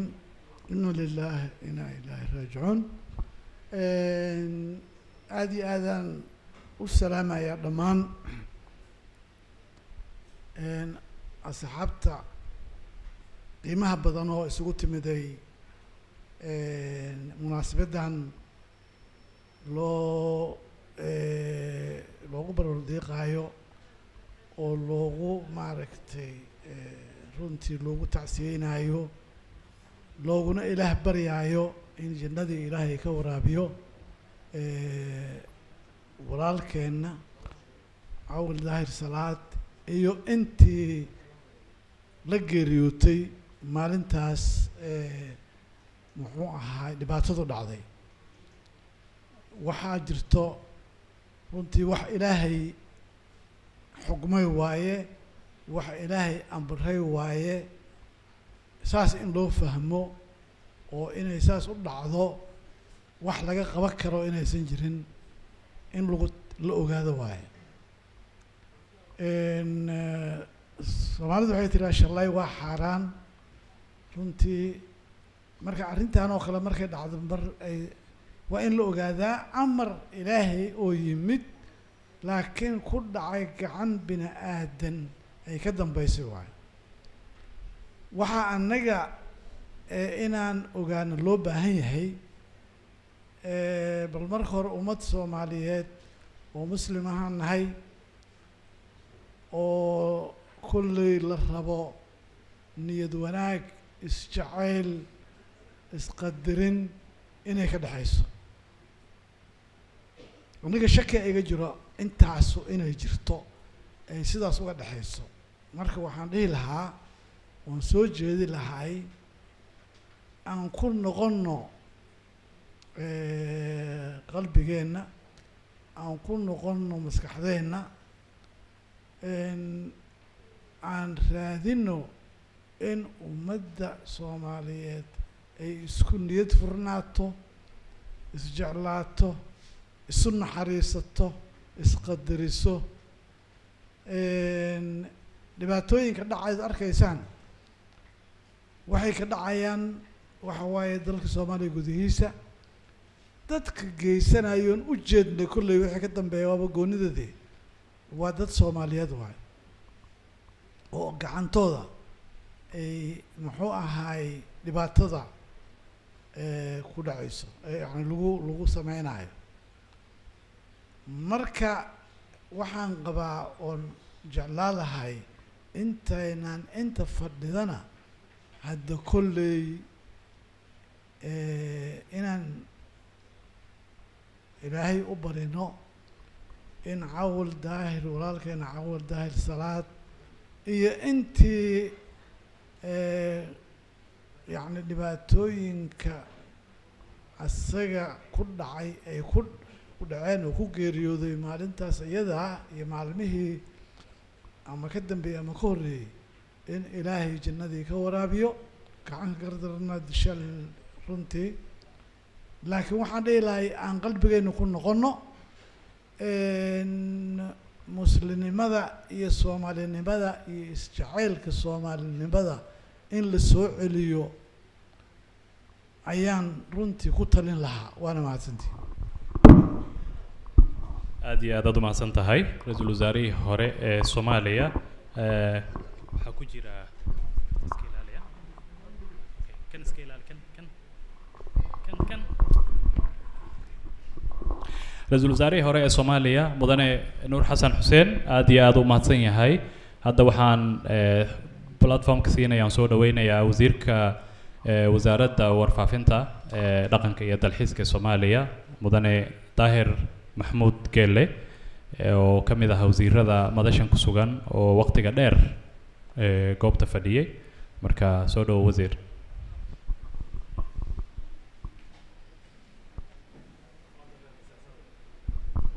بسم الله الرحمن الرحيم الحمد لله رب العالمين والصلاة على سيدنا محمد وآله وصحبه أجمعين مداشة أنت كسوة سلامتي السلام عليكم ورحمة الله وبركاته وعن كتعسينا ولكن قال هي الرجل السعودي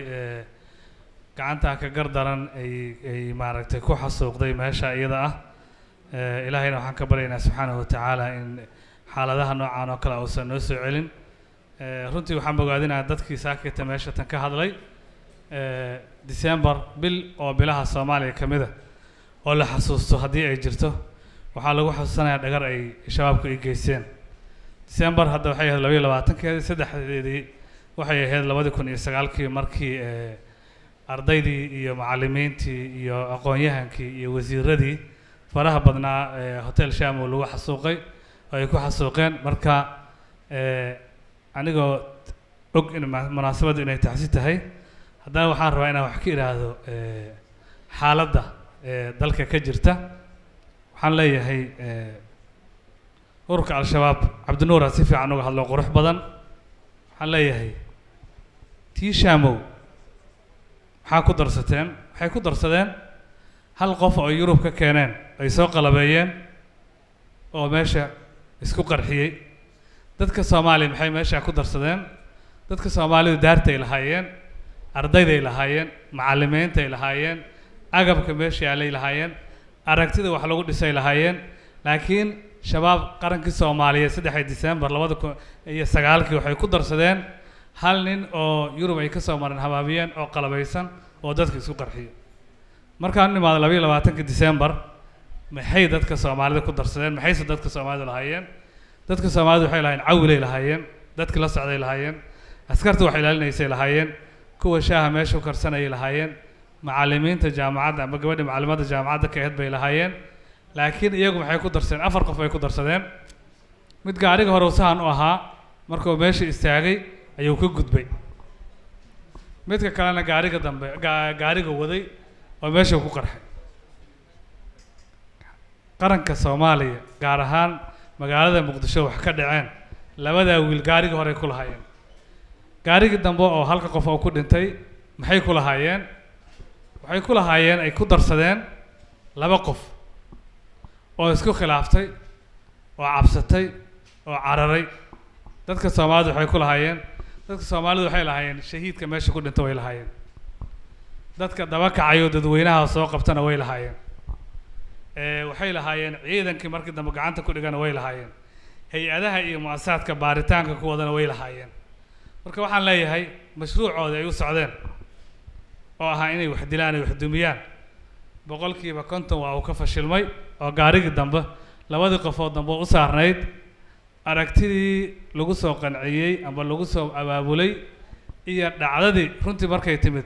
waxaa kor martay inay ka noqdaan marka 4 qof bay soo direen 4 qof laba tacliimaadka inay ku soo socdaan ku sii socdaan way u ahaan weyse dadkii Soomaalidana waxay bilaabeen wax mar hore aan u sheegi jirnay oo ah in maalin maalmaha kamida Soomaaliya iyo dawladeedu iskacan haysato ay soo aadi doonaan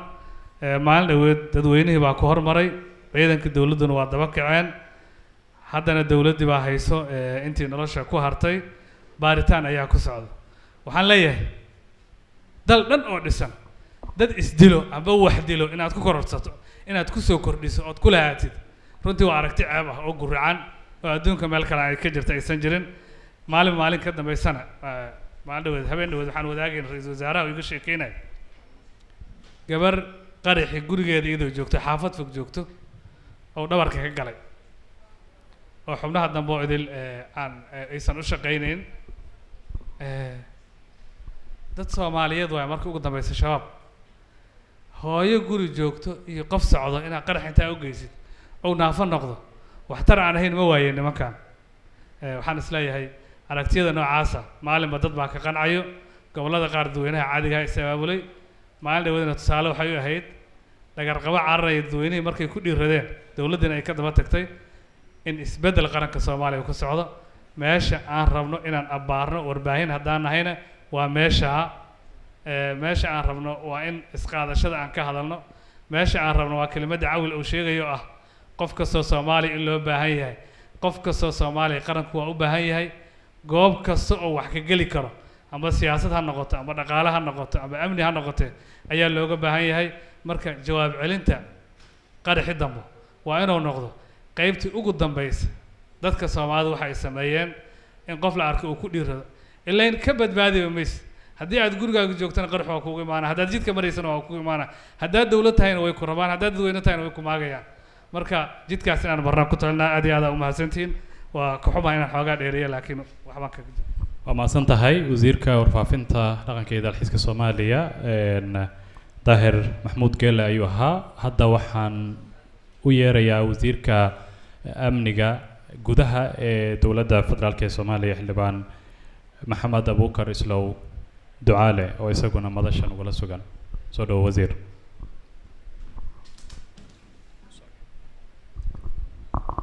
بسم الله الرحمن الرحيم الحمد لله رب العالمين وصلى الله على سيدنا محمد وآله وصحبه وسلم إنا لله وإنا إليه راجعون إن وحن لا يهي إله نحرس ولكن عويل داهر صلاة إن سيدوك أنت كل مثل أبيل واتك ديسمبر الله نحرس سبحانه وتعالى جنة فردوس الله كور أبشو إن وحن ربا وقت جو إسكا قابان دفق قاركون صلاة الظهر مدوكنين in laba arin aan ka hadlo aan soo koobo midda hore waxa la sheegay in Cabdul Dahir Salaad uu ahaa samafale in maalintii aan qabrigiisa markaan ka soo noqono kadib Universal isugu tagnay waxay maamulka gobolka Banaadir ii sheegeen inuu Cabdul ku hoolanaa ayna ballansanayeen maalintaas in gabar yaloo kansar qabto visa inuu soo qaado oona dalka ka dhoofiyo taasi ma dhicin marka hortiin waxaan ka ballan qaadayaa anoo cawil u niyeysanayo in dadaalkaas gabadhaas uu waday inaan qayb ka qaato oo qaybta cawil kaga aadaneed aan diyaar u ah tan kale waxaa ogaataan soo wasiirka warfaafinta daahir maxamuud geelo uu sheegay iyo agaasimaha cabdinuur madaxtooyada waxaad ogaataan dhib badan waddankan uu soo maray soomaalina waxay tiraahdaa far kale foolma dhaqdo marka waxaan ula jeedaa ama gacmahooda jirbay wax ku gooyaan waxaad ogaataan dowladda waa farti waxaa ka maqan shacabki waa mahadcelina daar wuu xusay shacabka waxbay qabteen sidoo kale bil ka hor in degmada waa berigaas gudoomiye waaxid lagu dilay ninka dilay waxaa soo qabtay ka daba cararay shacabka deegaankaasi deganaa degmada waa beri marka waxaan leeyahay shacabka haddayna kicin soomaaliyeed meel kasta ay joogaan gaar ahaan kuwa degan magaalada muqdisho oo dhibka kusoo noqnoqday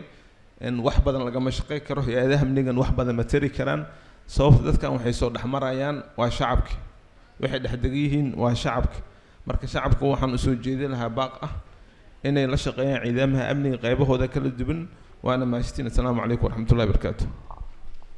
وعليكم السلام ورحمة الله وبركاته وزير محمد أبو بكر إسلو دعاء هذه مهتسين هاي وزير كامنية جودها جمهورية الفدرالية الصومالية هذا وحنو يريا حلبان مصطفى شغالي دوحلو قدوميها قدقي سحل قامي كان شقيي صاحب بدأ يهلك اسكو جيري كان وقتك أوجليي مناسبة هي مناسبته كلكه الرئي يقوله تعسيدا مصطفى حنا لو ذا جتونا بال معلومات كلا أو داري يو هذا القابن وجدين دونا كورين تانا سوق بجبيس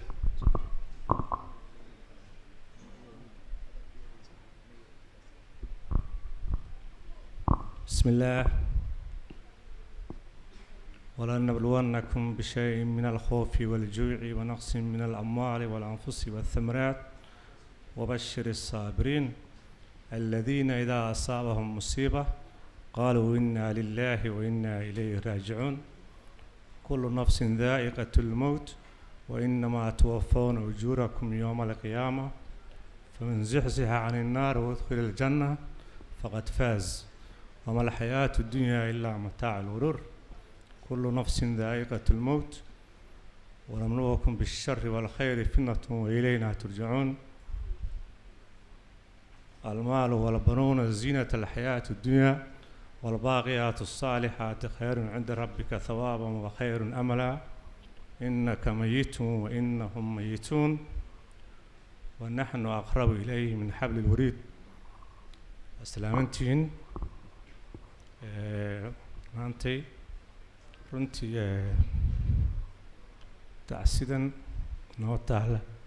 ma aha midaan ku cabiri karo dareenkayga laakiin dadka Soomaaliyeed waxaan dhihi karaa waa dad runtii abaal guda qof kasta oo Soomaaliya oo u istaagta maalintii u baahayna waa dad ayaguna runtii muujiya aad iyo aad waxaan dareemay markii cawl daahir dhintay Allah u naxariistee in dadka Soomaaliyeed runtii ay yihiin dad isku duuban laakiin ay u baahan in la hago marka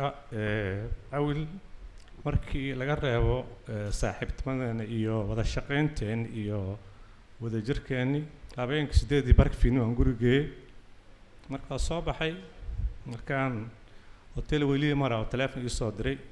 marka wuxuu yiri qaraxa dhacay waxaan ku yiri meeshaan dabka ka dhacay baabuur yar waay laakiin information ma hay waa ka laabanaa mar gurigiisa soo laabtay subaxiina 9 iyo 7 daqiiqo aan wada hadalnay marka ma ku imaadaan ermayo waxa igu timaadaa universal 9 barka markaan darawalkayga la hadlan ku dhahay awilaan doonaynaa 10 daqiiqo gudahood qaraxa dhacay marka ونحن أقرب إليه من حبل الوريد marka anaga nafta ma haysano laakiin waxaan uga baahan yahay in aan runtii Ilaahayna aamino samir fara badan aan muujino awil caruurna waa ka tagay reerana waa ka tagay qaarna waa nala joogaan kulli halkan ay ka hadli doonaan annaga dhan runtii mas'uuliyadda naga saaran qof kasta oo Soomaaliya mararka qaar waxyaabaha aad ogaanay waxaa ka mid ah imise qof oo Soomaaliya ayaa qaraxan ku dhimato oo aan la ogeyn ama aan qof xataa lahayn u gurmato ama laga yaabo inuu familkooda uu ahay qof keliya u shaqeeya oo aan gurigii waxa laga cunaysan jirin dadka oo mas-uuliyiinta oo aniga aan ka mid ahay runtii waxaa saaran waajibaad gaara ma dhihi karno shacabka amniga ka shaqeeyaan shacab waa la hagaa waa la hogaamiyaa laakiin shacab inta u fariisano soo shaqeeya ma dhihi karno dhammaan dadka Soomaaliyeed ee runtii live-ka ugu jira barnaamijkan iyo kuwa halka fadhiya waxaan ka codsanaa hal mar inaan faatixada wada aqrino cawil aan ilaahay ugu barino inuu runtii oo ilaahay u dambi dhaafo annagana aan cafino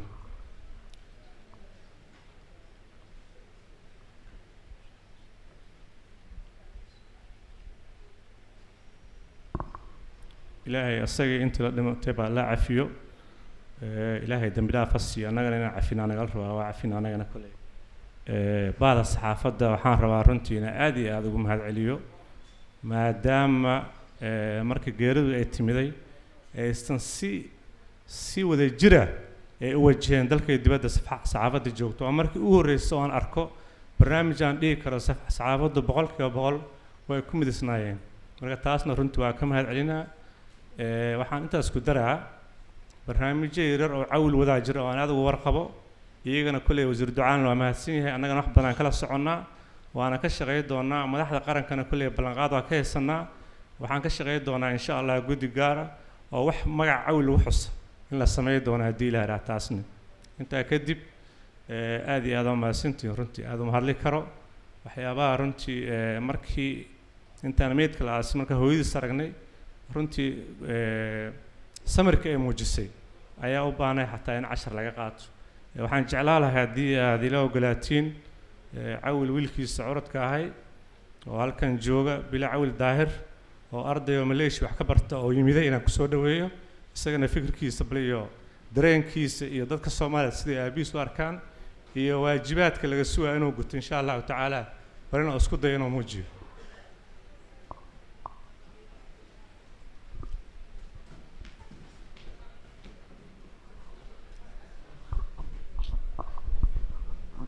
السلام عليكم ورحمة الله وبركاته أمة الصومالية ميل والبدنيا ذو كجوجان وعلى إنا لله وإنا إليه راجعون أبي أنا فاميلي بس ما كده من أمة الصومالية كل هو كده أنت أمة الصومالية إذن هو أبي لا نهودي رنانتي إن أبين كودن بس أو يسوع وحيد أبين كو إن subaxdoo dhinta habeenkeeda oo wuxuu igu dhahay jaamacadda masterka waxa ku dhiman 8 bilood hadda sii qorsheyso waxa ka shaqeeyleed sida jecesha inuu shaqeysid markaas waxyaabihii ugu badnaay waxaa ka mid wax mar walba wuxuu iga caawi jiray jaamacadda assignmentiyada maadada ugu dambeysay aabahey u diray waxay ahayd maado la dhaho decision making problem and solving problem ka diyaariyay United Saga Ireland oo liga diray jaamacadda East London University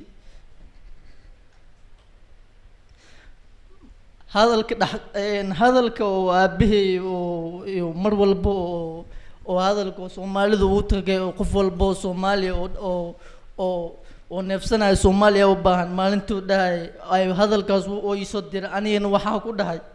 dhalintaan naga hawaawday dadkooda dilaya dareenkooda lagu beera naceeb dadku waa dadkeena dalku waa dalkeena dhalinay dalkaaga dhiso daryeelka dadka waa dadnimo daacadnimaduna waa dadnimo danteennuna waa dowladnimo dalkan wuxuu u baahan yahay dhalin runaantii aabahey wuxuu mar walba wuxuu jeclaa inuu qof walba Soomaali inuu caawiyo samafalo ayuu mar walba wuxuu u hilsanaa inuu familkiisa iyo ilmihiisa iyo wax walba inuu kor u qaado mar walba wuxuu igu waani jiray waxa ka mid ahaa maanta adiga curudkayga horjooga familkida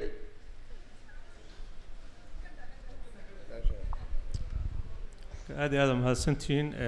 isagana insha allahu tacaala waa taariikh waa bis uga tegay waana mahadsantihiin waxaan ku wareejinaa liibaan mahadsanid xildhibaan Mustafa Shacali Dhuxulow waa la qaybsanaynaa murugada iyo maxaan ku yidhaahdaa tiiraanyada hadda ugu dambeyn waxaan kusoo gabagabeynayaa dhaqanka Soomaaliyeed mid ka mid ah Maxamuud Cali Ugaas ayaan rabnaa inaan kusoo xirno oo uu bal hadalkiisana halkan ka jeediyo kadibna uu duco kusoo gabagabeeyo oo halkaas aan kusoo xirano munaasabadan ducada ah ee loogu talagalay dadkii walaalaheen ahaa ee ku shahiiday gacanta ka xaq daran ay ku dishay oo Cawil iyo asxaab kale iyo ehel kale iyo dad Soomaaliyeed ay ka mid ahaayeen بسم الله الحمد لله وصلى الله على سيدنا محمد وعلى آله وأصحابه وسلم إلها مهضله ونوافجي مناسبتان دعاء أنا كسو قيب قالنا دمان قيبها كل دوان برشة الصوماليات مناسبات لو دعينا أيوه dadkii Soomaaliyeed ee ugu horeeyay Cawil Daahir Salaad iyo guud ahaan intii la geeriyootay maalintaas runtii wixii duca ah iyo wixii hadal ah iyo wixii taariikh ah oo Cawil soo qabtay waxa sheegay dadka Soomaaliyeed qaybahooda kala duwan waxaan leenahay aan rabaa kaliya inaan u mahad celiyo rabbi kadib guddiga qabanqaabada sida wanaagsan u agaasimay taxsida uu hogaaminayay xildhibaan Mustafa waxaan rabaa inaan una duceyno una mahad celino intaas kadibna waxaan leenahay rabbi ha u naxariisto Cawil iyo intii la geeriyootay gadaasheena ilaahay nama fidneeyo wiilkeena iyo wiilasha kale iyo gabdhaha kale oo Cawil iyo inta kale ay ka tageen Allah barakeeyo dhamaanba intii ku geeriyootay inta dhaawacana Allah caafiyo dhammaanteen aan wada cafino aan wada cafino inna lillahi wa inna ilayhi raaji'uun assalaamu calaykum wa rahmatullahi wa barakaatuh aad iyo aad u mahadsan tahay idinkana waad ku mahadsan tihiin halkaas ay noogu idishahay oo aan kusoo gabagabeynaynaa munaasabadii ducada ahayd ee walaalkeen Cawil Daahir iyo dadkii Soomaaliyeed ee bahda Universal ka tirsanaa iyo kuwii kale iyaguna goobta marayay ee gacanka xaq daran ee halkaas ku dishay Allah waxaan uga baryaynaa inuu jannadii Firdaws uu ka waraabiyo